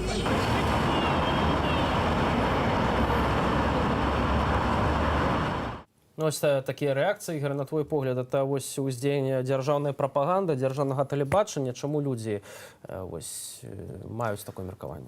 Я думаю, что да. То есть вот то же самое наблюдалось в Казахстане, что очень, я бы сказал, даже большая часть населения тогда отказывалась верить, просто реально отказывалась верить в то, что полиция может начать стрельбу по безоружным гражданам. Им больше хотелось верить в то, что готовились какие-то протесты вооруженные, что это была все провокация, и как бы двигаться в таком ключе. То есть даже люди писали, я помню, в соцсетях, что да, это просто толпа там пьяных наркоманов, которые пыталась устроить бунт и так далее. Да. И вот именно благодаря тому, что несколько независимых СМИ, что гражданское общество начало говорить, что это не так, потому что были СМИ, которые в течение 7 месяцев отслеживали этот страйк, да, эту забастовку, присутствовали там. То есть благодаря этому они как-то прорвали вот эту информационную блокаду. Потом появились вот эти вот видео, которые мы сейчас видели, как стреляют в людей, и тогда уже как-то начало меняться сознание. Но тут я бы очень хотел обратить внимание на то, и мне кажется, это очень важно для белорусов, чтобы они понимали, что если сейчас вот режим Лукашенко удержит свою власть, то он будет делать то же самое, что делал тогда режим Назарбаева, чтобы подавить вот эту вот ситуацию. Да. То есть там начались очень, очень жесткие репрессии. То есть город закрыли. Войсковый стан увели. Да, объявили чрезвычайное положение. Туда невозможно было въехать, оттуда невозможно было выехать. Там хватали людей, сотнями задерживали мужчин. Их там пытали, избивали. Очень много пропало без вести. До сих пор уже прошло столько лет, люди отказываются говорить на тему этих событий и не говорят, где их родственники. Только вот за городом появлялись такие холмики, и все, и никто ничего не хочет говорить. Кошмарно. В 2012 году после этого были суды, якобы над зачинщиками вот этих протестов. Люди рассказывали страшные вещи. То есть там невозможно было слушать без содрогания, как они озвучили, как их пытали. То есть там действительно, там были изнасилования арматурой, пытали мужчин, пытали женщин. Один, например, свидетель, Александр, молодой человек, он в суде отказался от своих показаний, которые давал во время допросов, потому что сказал, что они были под пытками получены. Он попросил у всех прощения, кого оговорил. И через несколько, буквально, по-моему, дней или там через пару недель парня убили просто в магазине. Якобы он зашел там пьяный, хотя он был глубоко верующий человек, вообще не употреблял алкоголь. То есть система очень жестко расправлялась вообще со всеми людьми. Тут нужно понять одну вещь. То есть система, белорусская система Лукашенко, она абсолютно идентична системе Назарбаева. Она будет очень жестко расправляться с простыми людьми. Это важно понимать. То есть в жернова попадут абсолютно простые люди. Если сейчас люди на улицах считают, что их это не коснется, их это обязательно коснется. Ну, як у 1937-38 годах, коли НКВД учиняла такі злочинства. Але ўсё ж таки, Жанозан — такі невялікі горад, і страйкавалі менавіта там нефтянікі, а у нас назіраецца, што па ўсёй Беларусі людзі выходзяць, паўсюль назіраюцца так ці інакш, ну, ёсць такія страйкавыя настроі. Ці варта тут таксама праводзіць паралелі, бо это ж, ну, трошечку іншы маштаб. Да, но после этого в Алма-Аты, например, это второй по величине город, он даже крупнее, чем Нур-Султан, чем сама столица. Да, это как бы город политической жизни, финансовой жизни, потому что там все происходят события. Именно там тоже потом начались репрессии против независимых СМИ, которые об этом говорили, против политиков, против членов гражданского общества, которые постоянно говорили об этом. Например, Владимир Козлов, руководитель тогда оппозиционной партии, он в конце концов 5 лет отсидел в тюрьме. То есть только за то, что что партия помогала нефтяникам, юридически консультировала их, привозила воду, потому что там даже интересный город, там нет в городе питьевой воды, вода привозная. То есть люди на температуре летом плюс 50, а зимой минус 40, они все время вот продолжали. События, это расстрелы, они в декабре произошли, то есть это уже зима была, они начали еще в мае стоять. То есть я хочу сказать, что репрессии, они не ограничились только же Азеном, они перешли в Алма-Ату. На всю Украину. Да, вот и там, то есть репрессии были точечные в отношении тех людей, которые позволили себе пойти против точки зрения властей. То есть они пошли против этой идеологии. Здесь очень важно понимать, что, вот обращу внимание на это, очень важно понимать, что под репрессии попадут люди, которые пошли, да, против идеологии власти. Вот здесь вот такой будет нарратив. И мы видим, он уже идет. Да? Сегодня, по-моему, стало известно о том, что Следственный комитет Беларуси... Да, вызывают, до прикладу, Павла Латушку у тым ліку на гэта. Як можна супрацьстаяць гэтаму? Як не паўтарыць вопыт Назарбаева і Казахстана? Ёсць нейкая выйсце, на твой погляд? Сложно, конечно, давать какие-то рекомендации отсюда там, да, людям, которые находятся сейчас внутри, но все-таки я склоняюсь к тому, что Мне кажется, сейчас и белорусской оппозиции, и белорусскому вот именно вот этому костяку, да, как сказать, гражданского общества нужно, мне кажется, делать какие-то более все-таки решительные шаги, потому что Лукашенко человек, который абсолютно однозначно показывает, он уже это открыто говорит, да, что он власть не отдаст. Хотя, по большому счету, мы сейчас можем говорить, что власть пытается захватить не оппозиция, а власть захватил он сам Лукашенко. Да. Поэтому, мне кажется, нужно более жесткие ультимативные требования ставить самой оппозиции. И вот тем людям, которые сейчас протестуют, им нужно... Я не призываю к какому-то там, ни в коем случае, к какому-то кровопролитию, но мне кажется, нужно действовать более жестко и решительно, показать, что, в принципе, по Конституции народ является, да, источником власти. И вот что сейчас власть — это народ, власть — это вот этот вот. Галоўнае то, што Канстытуцыя гарантуе, бо галоўная ўлада знаходзіцца ў руках народа, а не ў Александра Лукашенко. Это трэба ведаць. Дзякуй вялікі. Ігор Віняўскі, журналіст і рэдактар Вот так ТВ быў з намі ў студыі спадарства. Я нагадаю, што сёння таксама о 12 гадзіне па менскім часе мы распачынаем свой новы эфір, а ўжо праз паўгадзіны о 12:30 распачнецца прэсавая канферэнцыя ў Вільні Святланы Ціхановскай. Будзем адтуль весці жывую трансляцыю. Абавязкова заходзьце на Белсат, сачыце за тым, што будзе адбывацца. А я, спадарства, хочу, конечно же, вам нагадаць, хто такая Святлана Ціхановская. Ці проста гэта хатняя гаспадыня, ці проста жонка вядомага блогера Сергея Ціхановскага, аўтара каналу «Страна для жизни». Ейны шлях вось ад гэтай хатняй гаспадыні да кандыдата ў прэзідэнцтва і нацыянальнага лідара ўжо зараз вашай увазе.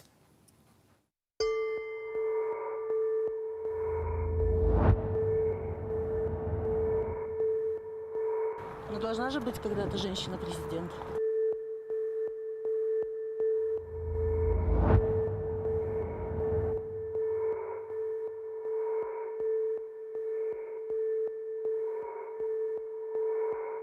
За правду. Он сидит за правду.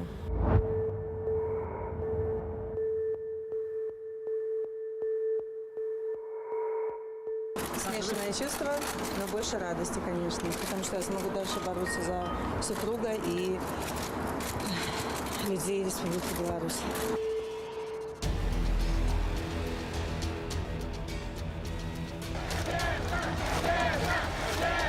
Мне приходится сдерживать слезы, потому что я очень хотела бы, чтобы он стоял рядом со мной.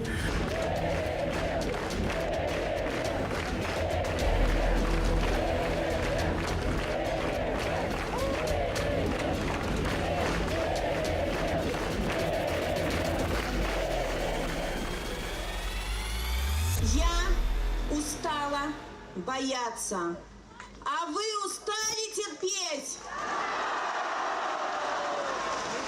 Вы устали молчать.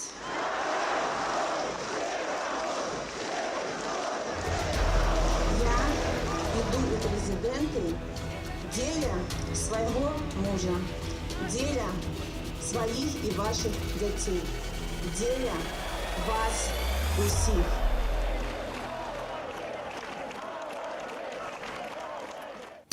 Пагрозы паступаюць не толькі на адрес прадстаўнікоў аб'яднанага штабу і Координацыйнай рады, таксама пагрозы паступаюць на адрес Белсату спадарства нашага тэлеканалу. Нам прыходзяць пастаянныя смс-паведамленні пра тое, што мы правакатары, забойцы і пра тое, што хутка мы згінем. Я хочу нават паведаміць вам нумар тэлефону, які нам дасылае дадзенае паведамленне з Беларусі 191 71 84.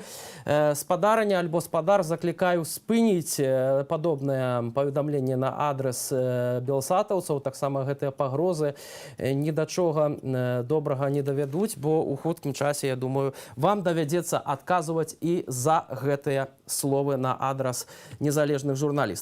Разам з тым, спадарства, нагадаю, што сёння о 12:30 у Вільні па менскім часе, акурат, я кажу, распачнецца прэсавая канферэнцыя, далучайцеся. крайней мере. Будзе ладзіць жывую трансляцыю. Тыя, хто да нас далучыўся ў гэтай хвілі, сціў новы зварот Святланы Ціхановскай да прадстаўнікоў для буйных прадпрыемстваў. Давайте паслухаем спадарню Святлану яшчэ раз.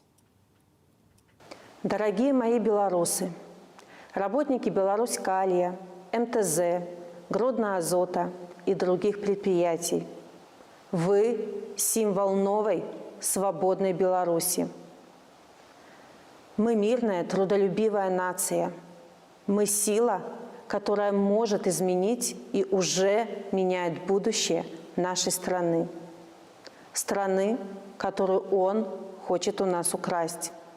Как он уже украл наш выбор и изувечил наших братьев, сестер, мужей, детей. Чтобы прекратить этот произвол, мы должны объединиться. Пришло время сплотиться. Вы уже показали невероятное единство и проявили стальную выдержку. За это вам большое спасибо. Вы запугали диктатуру. Она дрожит от страха перед вами, вашей силой и мужеством. Поэтому сегодня вы ощущаете огромное давление. Поэтому подвергаетесь угрозам. Забастовки зажали диктатуру в угол, ранили ее в самое сердце. Поэтому сейчас вас всеми способами пытаются разделить и поссорить. Ведь если мы будем все вместе, у этого режима не останется ни единого шанса. Забастовки – это абсолютно легальное и мощное оружие против режима. Они это знают, и поэтому вас запугивают.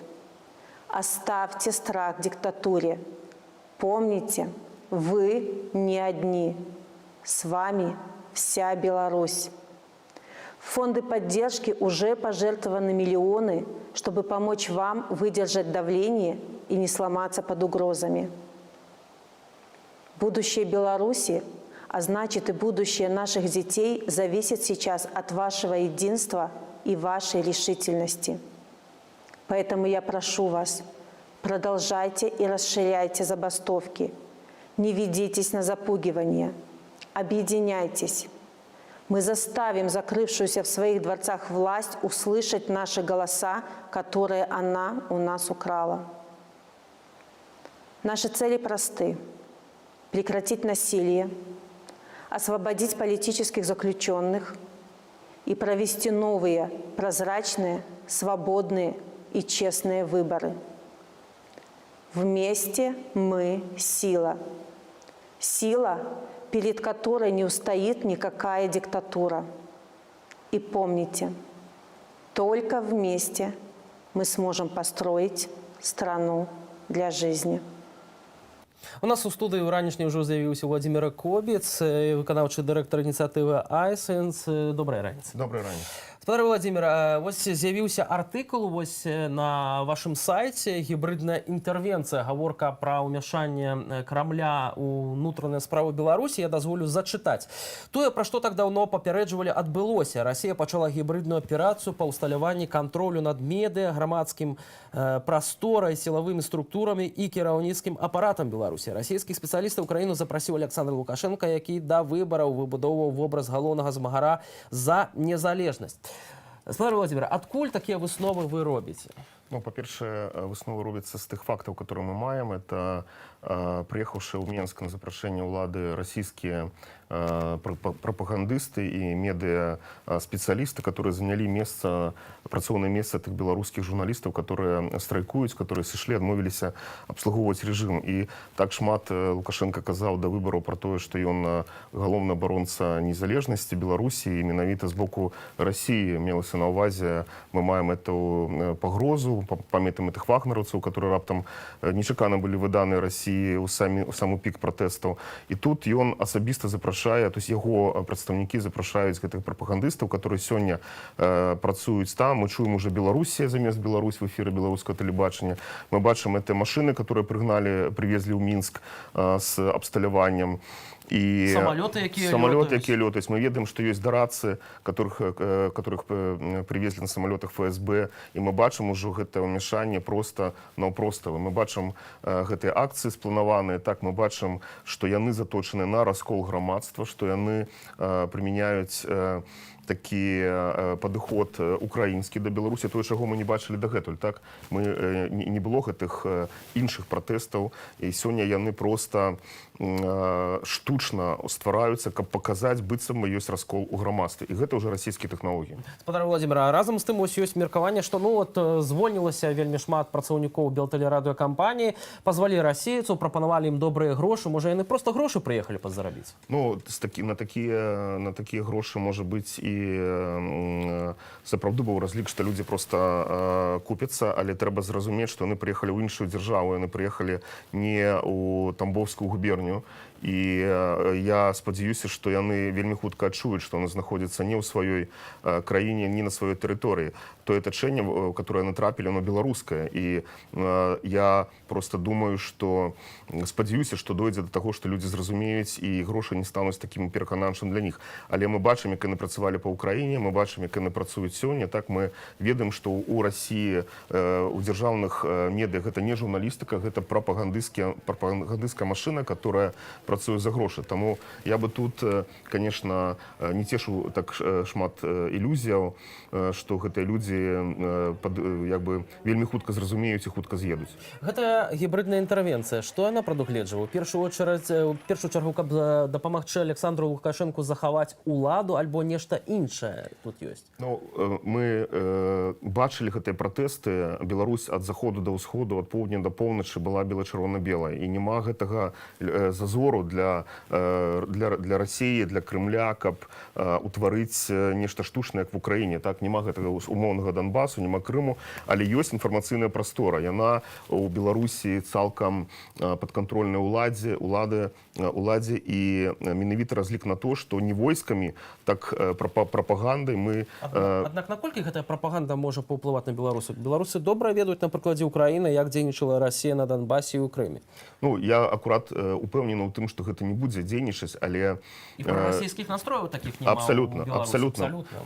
Адзіны расійскія сцягі і каларадскія ленты сцягі мы бачылі толькі на мітынгу Лукашэнкі. Таму калі хтосьці скажа, хто галоўны праваднік расійскай палітыкі ў Беларусі, это Лукашенко. І калі казалі, што ён адзіны абаронца незалежнасці, я прашу прабачэння, ён адзіны загроза незалежнасці. І зноў жа разлік на тое, што можна яшчэ паўплываць на мазгі беларусаў, тому што 26 гадоў іх трымалі у такіх умовах аўтарытарных дыктатарскіх. І менавіта тут сёння расійскія войскі медыйныя, яны больш небяспечныя, чым тыя войскі, которые ніколі ў Беларусь не войдуць, таму што проста няма гэтага зазору. Скажите, вось у прынцыпе у гэтым артыкуле таксама сцвярджалася, што не апошнюю ролю тут адыгрывае лідар ліберальна-дэмакратычнай партыі Беларусі Олег Гайдукевич. Ён тут пры чым? Яшчэ ў папярэднім нашым аналізе экспертаў мы пра палітычную партыю ў Беларусі мы паказалі, што за часы рэжыму Лукашенка збудавана сістэма, калі партыя ў Расіі яна мае такую свой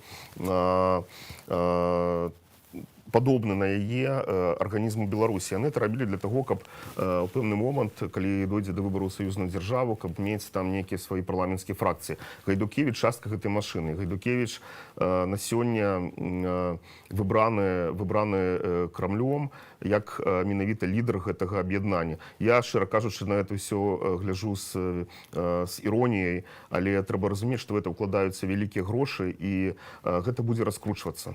Тым больш, што Владимир Жырыноўскі у Расіі таксама ліберал-дэмакрат, які, в прынцыпе, уяўляе рупар Крамля. Дарэчы, кажучы вось пра Жырыноўскага, на пачатку ён казаў пра тое, каб Лукашенко сыходзіў, бо ён падаўляе пратэсты, што ён вядзе сябе як апошні дыктатар. А пазней ужо з'явілася паведамленне пра тое, што Беларусь уводзе ў склад Расіі яшчэ да канца 2020-га, прынамсі ў 2021 годзе. Як гэта расцэньваць? Вось чаму мяняецца рыторыка расійская? Слухайте, Владимира Вольфовича вельмі цяжка аналізаваць, і это без сэнсу. Гэта чалавек, который выконвае загады, і самая галоўная задача — это дэстабілізацыя сітуацыі ў Беларусі. Падчас дэстабілізацыі ўжо Кремль будзе выкарыстоўваць адзін з тых некалькіх сцэнарыяў, которые яны маюць. І для іх, што Лукашенко, што не Лукашенко, гэта не мае значэння. Яны глядзяць на Беларусі як частку сваёй імперыі, і тут павінен сядзець у іх, ну, як яны это разумеюць, павінен сядзець васал, который будзе падпарадкоўвацца. Будзе гэта Лукашенко, ці будзе гэта іншы. Іх задача падпарадкаваць краіну, а найперш сёння зламаць дух беларускага народу, і тут ужо как бы лавіць рыбку ў мутнай вадзе. Глядзіце, разам з тым дзяржаўныя тэлеканалы прабіваюць як бы чарговае дно, выпускаюць агідныя сюжэты пра Купалаўскі тэатр. Адзін з такіх сюжэтаў быў спланаваны. Разам з тым не ўся белтэлерадыёкампанія страйкуе, не ўсе журналісты АНТ і СТВ страйкуюць. У чым прычына? У чым ось трыманне яшчэ вось гэтай прапаганды? Ну, слухайте, по-перше, по нашей информации, эти ролики робятся уже не белорусскими специалистами. Это уже цалком российская схема, и мы можем у хуткім часе еще іншыя речі побачить про кшталту распятого хлопчика. Там так, яны наклали те ж самые схемы, як в Украине, и спрабуюць подзяліць наше грамадства, радыкалізаваць гэта. Чаму бы это цалком не сышло? Ну, слухайте, я упэўнены, что там отбор на працу за эти гады вёўся так жорстка, і пры тым усім такая вялікая колькасць журналістаў ўсё адно адмовілася працаваць сёння. Я лічу, што адбыўся пералом у гісторыі. Была Беларусь до 9 жніўня і Беларусь пасля 9 жніўня. Это зусім розныя краіны. І сёння кожны можа зрабіць свой выбар, і не баючыся таго, што да гэтага ён служыў. Калі няма крыві на руках, калі няма крымінальных злачынстваў, которые сёння мы разбіраем, так, збіраючы факты, то чалавек вольны абсалютна пакінуць это ўсё зло на гэтым рэжыме і чыстым сысці, абсалютна вольным чалавекам сысці і далучыцца да народу. Разам з тым, вось мы бачым, што чыноўнікі высокага рангу, напрыклад, прэм'ер-міністр Роман Галоўченка, заявляе пра тое, што на рэферэндуме 96-м годзе расійскую мову большасць беларусаў прызналі роднай. Гэта, на ваш погляд, што? Распаўсюджванне фэйкаў, гэта неадукаванасць, неабазнанасць, невуцтва, альбо проста ён памыліўся? Ну, я не ведаю, памыліўся или не, але мы памятаем, што рэферэндум 95-96 году яны былі не прызнанымі, не дэмакратычнымі. Наконт рэферэндуму 96 года ўвогуле ёсць рашэнне Конституцыйнага суду, і мы разумеем, што тая Конституцыя, которая была ўведзена, тады была ўведзена незаконна, тому што Конституцыя наўпрост забараняла выносіць на рэферэндумы менавіта Конституцыю. Так? Калі казаць пра мову, то нігдзе не было галасавання беларускага народа супраць беларускай мовы. Так, у 95-м годзе на рэферэндуме было пытанне пра наданне расійскай мове статуса другой дзяржаўнай. І я падкрэслю тое, што Лукашенко з экрану тэлебачання там на трыбуне агучваў як праграму Светланы Ціхановскай, гэта проста хлусня. Гэта не праграма. Нідзе ў праграме Ціхановскай, выбранага прэзідэнта Рэспублікі Беларусь, няма ніводнага слова ані пра забарону некай іншай мовы, апрача беларускай, няма ніякіх трактатаў, словаў пра выхад з нейкіх аб'яднанняў. Мы сёння назіраем унутры беларускі, вырашаем внутры беларускую праблему. Ніякіх знешных фактараў у нас няма. Так. Тым больш, што сам кіраўнік дзяржавы ўжо фактычна самаабвешчаны, ён распаўсюджвае такія фэйкі, гледзячы па ягоным заявам. На ваш погляд, вось зараз, кажучы праз гэтую празмерную прарасейскую прапаганду на дзяржаўных тэлеканалах, калісьці Андрэй Елисеев, палітолог, зазначаў, што ў нейкі перыяд часу вельмі хутка развіваліся, распаўсюджваліся гэтыя прарасійскія сайты з самых розных рэгіёнах, у Віцебску, у Гомелі. Яны вели акурат вот такую прарасійскую палітыку. Ці зараз вы аналізавалі, ці зноўку яны актывізаваліся? Так, Так, найперш, конечно, весь час моніторинговая група эсэнсу адсочвала іх актыўнасць, і калі з'явіўся першы даклад «Прымус да інтэграцыі» і моніторинговый даклад Андрэя Елисеева, мы зафіксавалі гэтую сетку, мы показалі ўсю іх структуру, фінансаванне і іх мэты. Гэтым удалося, за 2 гады удалося іх, як бы, калі ўжо іх падсвяцілі, яны прыціхлі, але сёння мы назіраем іх перагрупаванне, яны перагрупуюцца сёння, мы назіраем іх актыўнасць, і гэта звязана з тым, што сёння робіцца Крымлём у дачыненні да Беларусі, маючы на ўвазе гэтых дарадцаў і гэтых псевдажурналістаў, которые сёння працуюць. Гэта зараз будзе адзіны план, адзіная схема па ўжо канчатковаму уключэнню Беларусі ў склад Расіі. Але хочу падкрэсліць, што толькі сляпы не мог бачыць гэтыя пратэсты, што вся Беларусь едная, што ад захаду да ўсходу яна была у беларускіх нацыянальных колерах і людзі выходзілі з кветкамі. У нас мірны пратэст, у нас беларуская краіна, беларусы вельмі свядомы, што на беларусы тыя, хто сёння робіць стаўку на раскол у грамадстве, яны робяць злачынства. І я ўпэўнены першае, што Расія у Крымлі трэба вельмі добра задумацца над тым, во што яны інвестуюць, таму што інвестуючы у Лукашэнку, яны інвестуюць супраць адносінаў беларускага і расійскага народу ў будучыню. А тыя, хто ў Беларусі гэта выконвае, проста павінны зразумець, узбуджана крымінальная справа па спробе захопу ўлады. Я думаю, што следчага камітэта вельмі шмат сёння магчымасцяў сапраўды даць ацэнку фальсіфікацыям масавым, которые адбыліся, збіццю і расстрэлу беларускіх катаванняў, і проста паказаць, хто насамрэч адказны па гэтым артыкулу захоп улады.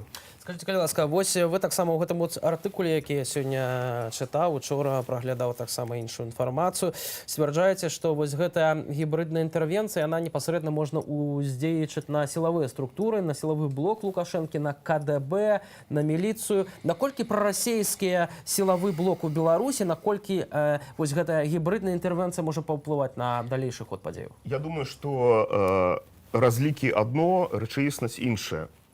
І беларускія вайскоўцы давалі прысягу беларускаму народу. Яны не давалі прысягу ані Лукашэнку, ані Расіі, ані яшчэ каму бы там не было. І сёння беларускія афіцэры, яны прымаюць рашэнне асабіста самі.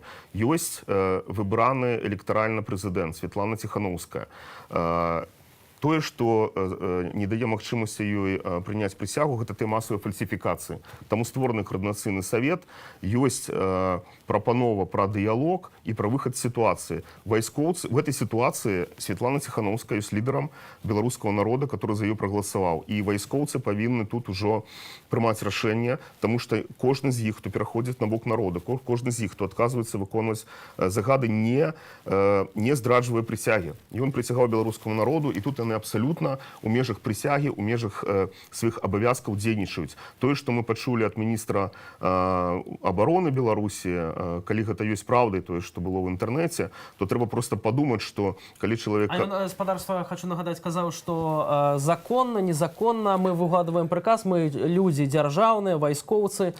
Я хацеў бы нагадаць, што такія самыя бравыя ваякі ў часы ў 40-е, там былі, таксама казалі, тот же самы Герінг казаў, што рабіце ўсё, я за вас адкажу. Потым пад трыбунал пашлі ўсе. Таму, калі чалавек кажа яшчэ, што той выконваюць загад. Так. І яшчэ такая цікавая рэч, ён сказаў, што, можа быць, яны хочуць паказаць потым, што гэта быў геноцид беларускага народа. Калі ты гэта кажаш, то значыць ты ўжо гатовы да таго, чтобы это зрабіць. Я хочу просто папярэдзіць усіх, што ёсць трыбунал, ёсць крымінальная адказнасць і ёсць вышэйшая мера пакарання. Я думаю, што гэтыя законы, которые яны сёння маюць, яны могуць скончыцца толькі пасля таго, як будуць вынесены выроки по таких людях, которые их порушаць, маючы на ўвазе смяротнае пакаранне. Ну, калі яны яшчэ не перапішуць заканадаўства, крымінальны кодекс да таго, як будуць зрынуты. Дзякуй вялікі. Владимир Кобіц, выканаўчы дырэктар ініцыятывы АСНС, быў з намі у студыі Белсат. Дзякуй, гаспадар Владимир, за гэтую размову і за гэты артыкул. А мы таксама вось сёння задаваліся пытаннем, Што ж можа быць пасля таго, як Генеральная прокуратура завяла крымінальную справу на гэтую координацыйную раду, якая мае перадаць, якая мае атрымаць мірна улады з рук Александра Лукашэнкі. Як дабіцца новых выбараў, ці запалохае сяброў рады вось гэтая крымінальная справа? Александр Папко, наш журналіст, паразмаўляў з сябрам гэтай рады Александром Добровольским ужо зараз. Я думаю, что это нікога не напалохае. Я хотел бы спытацца у гэтага быццам бы генерального прокурора, ці ёсць яго сумленне. Дзе крымінальныя справы супраць тых, хто біў людзей, збіваў іх і забіваў? Дзе крымінальныя справы супраць фальсіфікатараў у выбарчых камісіях? І наогул, дзе крымінальныя справы супраць тых, хто не паважае волю народа? Вось хай ён адкажа на гэта. І гэта і па сумленні, і па законе павінна быць так. А пасля ўжо будзем разбірацца. Зразумела. Значыцца, вас гэта не напалохае. Што вы далей будзеце рабіць? Будзем працаваць, як працавалі. Справа ў тым, што людзі зрабілі свой выбар, і мы разам абараняем гэты выбар. І калі гаварыць пра закон, то па законе у людзей павінна быць магчымасць выбіраць уладу. І вось яны гэтай магчымасцю хочуць скарыстацца. У гэтым сэнс усяго. Спадар Александр, людзі бастуюць, яны ўжо пытаюць у журналістаў, ну вось координацыйная рада выбраная, давайте хутчэй пераходзіць да новых выбараў, давайте хутчэй адстаўку Лукашэнкі арганізоўваць. Скажыце, калі ласка, калі гэта будзе, калі вось гэтыя людзі, якія зараз бастуюць, якія зараз пратэстуюць, убачаць, хто з'яўляецца лідарамі, на каго трэба арыентавацца, каго слухацца ў краіне? Я думаю, што вось гэтыя старыя канцэпцыі, што павінны кіраваць зверху, яны працуюць кепска. Канцэпцыя, што людзі самі з'яўляюцца гаспадарамі ў краіне, паказвае, што людзі перамагаюць. Таму тыя людзі, якія ў координацыйнай радзе могуць выступаць у якасці лідараў, зразумела, але галоўнае вырашаецца не такім чынам. Координацыйная рада можа ўступіць у перамовы і абмеркаваць, як зрабіць пераход улады бяспечным на карысць дзяржавы, без усяляка гвалту, каб усё пайшло гладка. Але прымусіць другі бок пайсці на перамовы могуць толькі людзі разам. Мы можам толькі разам. І таму чакаць і пытацца можна, але ўсё залежыць ад нас. Усё залежыць ад таго ціску, які людзі акажуць, каб прымусіць людзей, каб прымусіць улады да іх прыслухацца. Таму, калі гэта адбудзецца, можна толькі гадаць, але зразумела, што трэба рабіць і куды трэба рухацца. Трэба патрабаваць, каб голас народа быў пачуты. Координацыйная рада дапаможа, але гэта не набор лідараў, якія павінны вырашыць пытанне. Гэта вось учарашні падыход. Сённяшні падыход беларусы паказалі, што яны самі могуць справіцца. І вось я вельмі на гэта спадзяюся. Тады у двух словах, каб растлумачыць нашым гледачам, што робіць координацыйная рада, у чым ейная задача? 3 пункты. Я пакуль знаходжуся ў іншым месцы і не ўдзельнічаў у пасяджэнні, таму вось на гэтыя пытанні адказаць не магу. Я думаю, што там людзі думаюць, як дапамагчы стварыць гэтыя ўмовы для перамоваў, а калі перамовы пачнуцца, як іх праводзіць. Але гэта пытанне трэба задаць сябрам прэзідыума, я думаю, координацыйнай рады. Александр Лукашенко не пагаджаецца на тое, каб уладу аддаваць. Сілавікі не пагаджаюцца на тое, каб уладу аддаваць. Нават вертыкальшчыкі не кажуць пра тое, што мы пераходзім на бок грамадства, на бок народа. Што тады рабіць? Для координацыйнай рады не застаецца месца? Я думаю, што справа не столькі ў координацыйнай радзе, столькі ў тым, што нашых намаганняў яшчэ недастаткова. І таму трэба працягваць, трэба праяўляць волю, трэба праяўляць настойлівасць і, можа быць, не пытацца ўжо, калі вы там што-небудзь зробіце, гэта пытанне пазаўчорашняга дня. Мы зараз робім усё разам. І таму вось супраца, ініцыятыва і удзел і ў страйках, і ў мітынгах дапамогуць. Нейкія асобныя людзі наўрад ці дапамогуць. Гэтыя людзі дасведчаныя, напрыклад, юрысты, перамоўшчыкі і так далей. Яны вырашаць пытанне, калі будуць створаны ўмовы, а наша агульная адказнасць гэтай умовы ствараць. Давайте рабіць тое, што кожны можа. І вось такім чынам, што можам мы перадаць гэтым людзям, якія зараз страйкуюць у Салігорску, у Жлобіне, на іншых прадпрыемствах, што мы можам перадаць людзям, якія выходзяць на пратэсты, які месседж, што ім трэба рабіць, на ваш погляд? Я думаю, што мы павінны дэманстраваць салідарнасць з гэтымі людзьмі, дапамагаць гэтым людзям. А гэтыя людзі могуць разлічваць на тое, што не будуць пакінутыя ў бядзе, калі яна будзе, але я думаю, што будзе перамога, а не бяда. І гэтыя людзі атрымаюць падтрымку, у тым ліку і маральную, і матэрыяльную, таму што сотні тысяч і сотні тысяч, я думаю, ўжо беларусаў збіраюць сродкі, каб гэтых людзей падтрымаць. І гэтыя людзі змагаюцца за праўду, за справядлівасць, і яны не застануцца адны. Вось ідэя таго, да чаго прыйшло наша грамадства, гэта ўзаемападтрымка, і гэта людзі адчуюць, і яны дамогуцца праўды. Зразумела. Такім чынам нашу размову можна падсумаваць некалькімі сказамі. Поспех вось гэтых пратэстаў, адыход Александра Лукашэнкі ад улады і перадача яе нейкаму іншаму, больш легітымнаму органу ці пачатак новых выбараў залежаць перш за ўсё ад таго, што будуць рабіць самі людзі, як будуць страйкаваць прадпрыемствы, а ваша задача гэта арганізаваць дыялог паміж сілавікамі і Александром Лукашэнкам і вось страйкуючымі рабочымі людзьмі, якія пратэстуюць на вуліцах. Ці так я зразумеў? Гэта часткова так. Акрамя таго, кожны з чальцоў Коордынацыйнай рады таксама ўдзельнічае ў іншых акцыях, мерапрыемствах як асоба у рамках сваіх арганізацый, і кожны з нас змагаецца за тое, за што змагаюцца людзі разам з людзьмі. Таму Коордынацыйная рада – гэта орган, які рыхтуе перамовы, але кожны чалец Коордынацыйнай рады разам з усімі зараз на гэтай барацьбе за справядлівасць. І апошняе пытанне на сёння.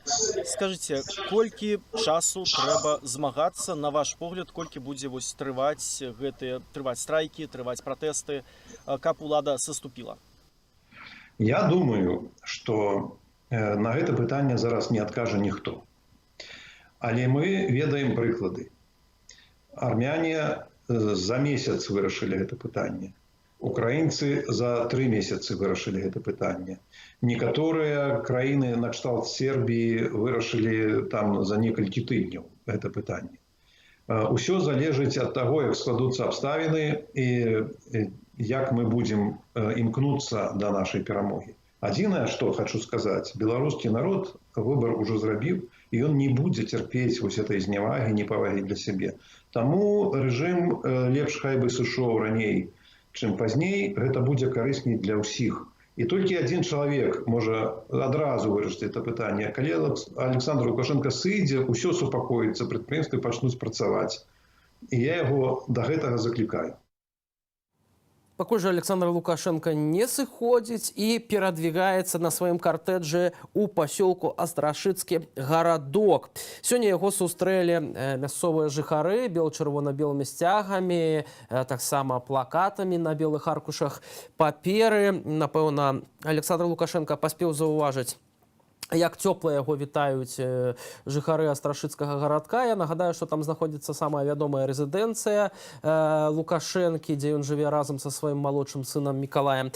Сёння яго чакаюць у агракамбінаце Дзяржынскі у Фаніпалі. Пішуць чытачы нашай Нівы. Усё вакол дарогі вылезалі, а вольнадумных і маладых працаўнікоў настойліва папрасілі ісці да хаты.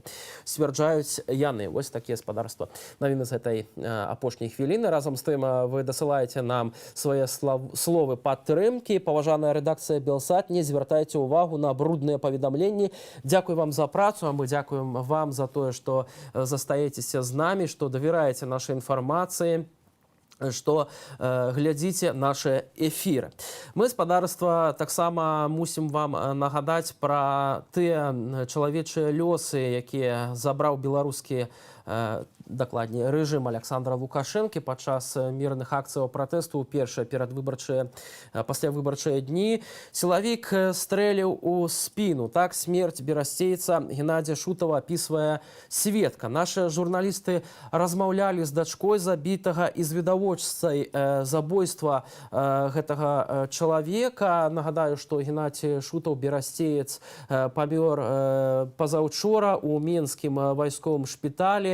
Яго ранила акурат такі, вось, па сведчанням Міністэрства ўнутраных справаў, непреднамеренно, вось такое было паведамленне, бо ён нібыта разам са сваім сябрам напаў на участковых міліцыянераў з металічнай трубой. Сведкі і таксама сваякі не вераць у гэтую версію. Цяпер вашай увазе іхныя сведчанні. Давайте послухаем.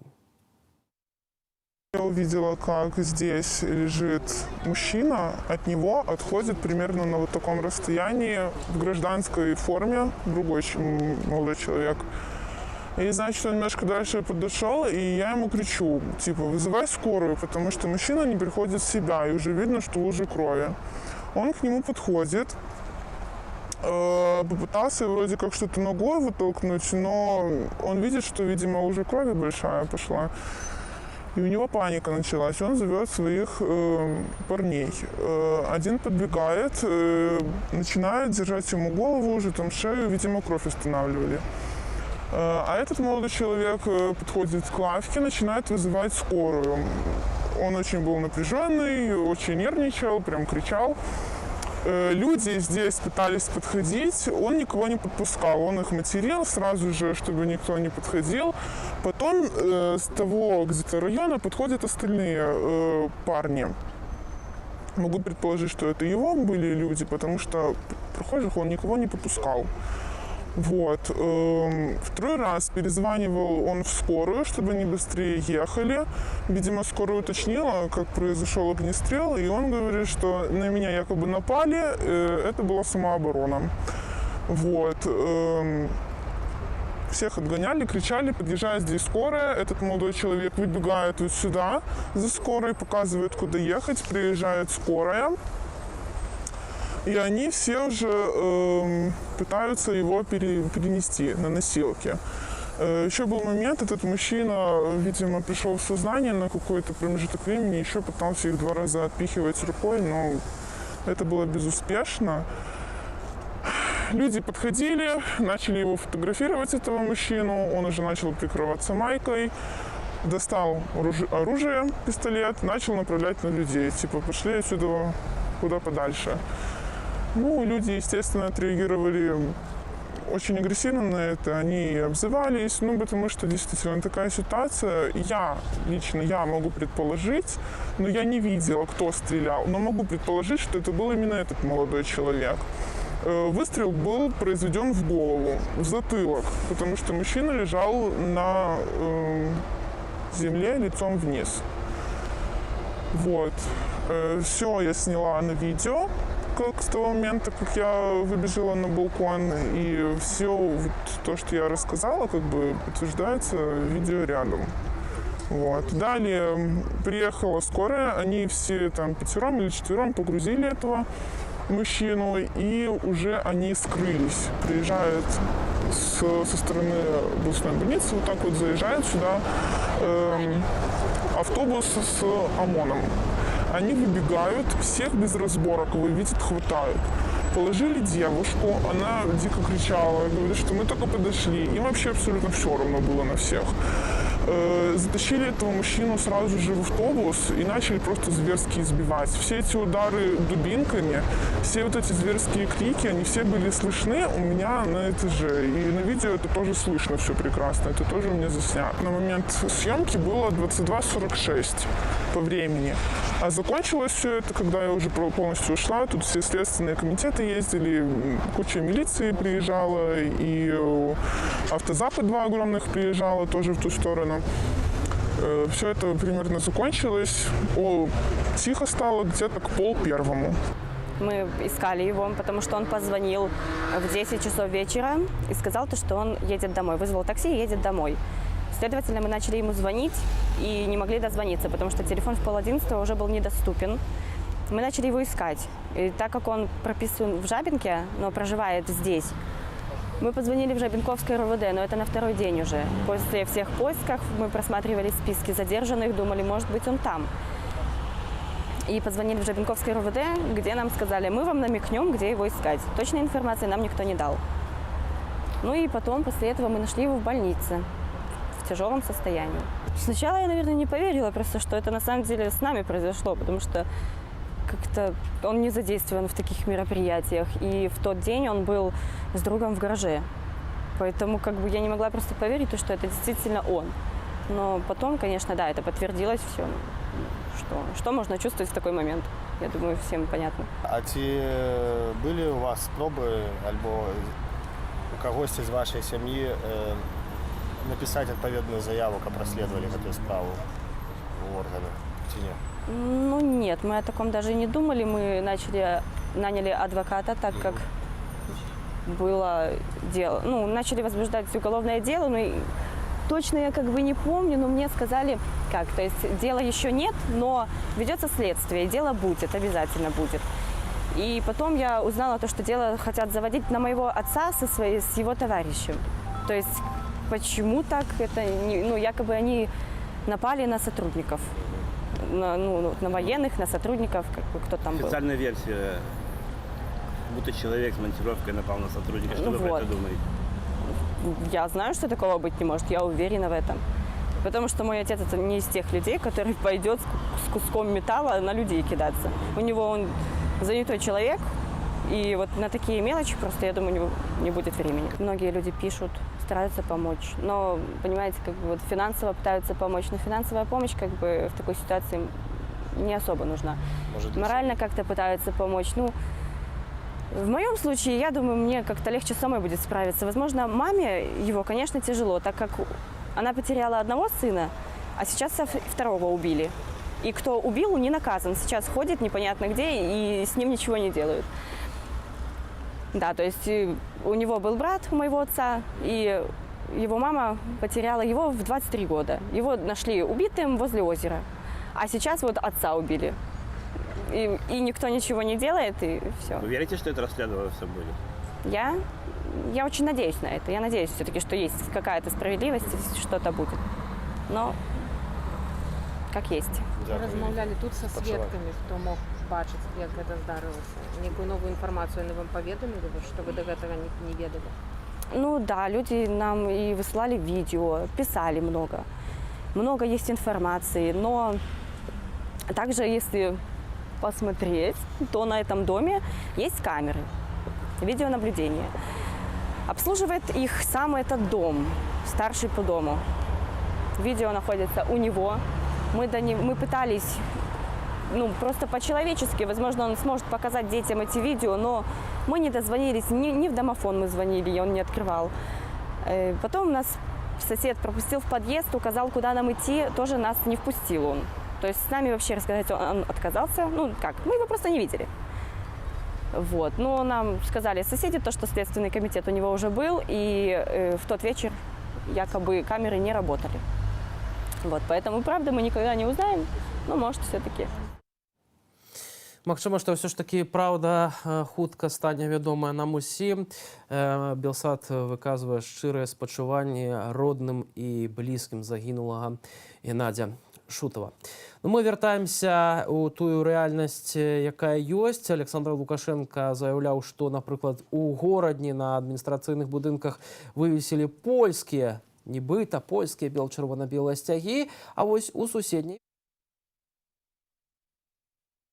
на гасцявым палацы мэрыі беларускі сцяг лунае, за што мы дзякуем. І таксама вялікая дэманстрацыя з морам бел-чырвона-белых сцягоў пракацілася па гэтым горадзе, за што таксама беларусы, канешне, дзякуюць палякаў за такую салідарнасць, праяўленую ў такія цяжкія часы для нашай краіны.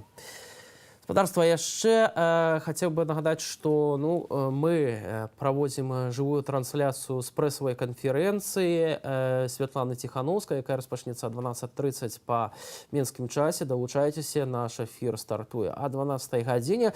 Таксама зазірайце на нашу інтэрнэт-старонку belsat.eu. Цяпер старонка мусіць быць дасяжная ўжо ў Беларусі без VPN. Ну а я з вами развітваюся на гэтую гадзіну. Я нагадаю, што з вами цягам 2 гадзінаў працаваў Віталь Бабін, і, канешне ж, хутка сустрэнемся на развітанне.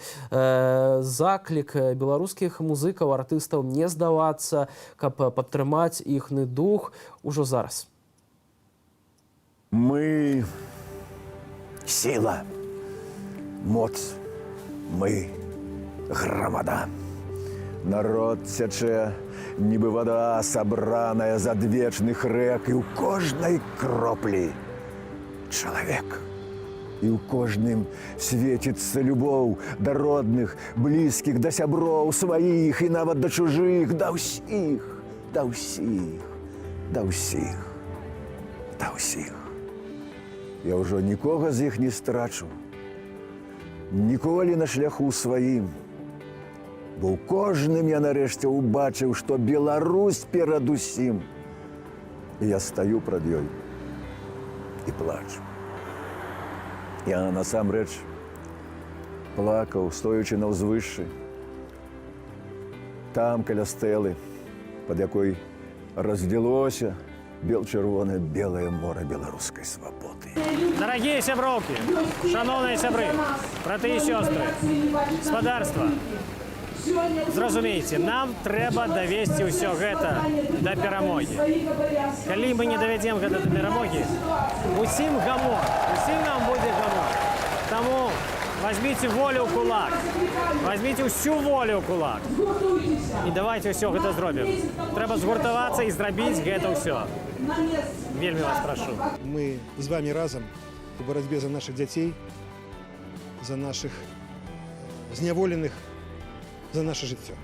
Я призываю всех обратиться к своей совести, к своим сердцам и к своей любви к людям. Я прошу вас защищать то, что нам дорого, наши жизни, нашу честь, нашу любовь, наше братство. От всего сердца я прошу вас со слезами на глазах. Пожалуйста, пожалуйста, вспомните о собственной ответственности за себя, о своем долге вспомните. И сейчас будьте смелыми, будьте самоотверженными. Пожалуйста, защитите себя и своих близких, и нас всех. Очень вас прошу.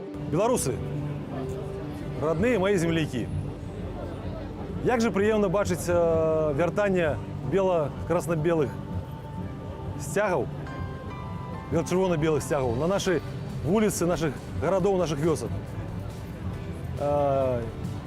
Мы сподіваемся, что победа будет за нами. Бо мы вольные люди, мы вирішили идти вольным шляхом. Так и будет. Витаю вас, земляки. Все мы, скажем, перед Богом, да, у каждого он свой. Все мы перед Ним будем стоять, а сейчас мы стоим перед своим народом, поэтому ваша совесть – это ваша помощь. Я также призываю всех силовиков, у кого она еще осталась, а я знаю, что таких людей очень много, и они есть, что это первый ваш советчик, первый ваш друг, который еще может помочь поменять в нашей прекрасной, доброй, очень мирной, любимой нашей стране. Упершыню за шмат гадоў беларусы аб'ядналіся. Гэта вельмі важна. Я раю вам запомніць гэты момант, гэтыя дні, гэты тыдзень, ці гэтыя дні, якія яшчэ не закончыліся. Я спадзяюся, што перамога прыйдзе вельмі хутка. Нават калі будзе цяжка. Я раю ўсім рабіць сваю справу якасна, верыць у перамогу, ўсё набліжаць гэты дзень, як магчыма, кожнаму з нас на сваім месцы. Жыве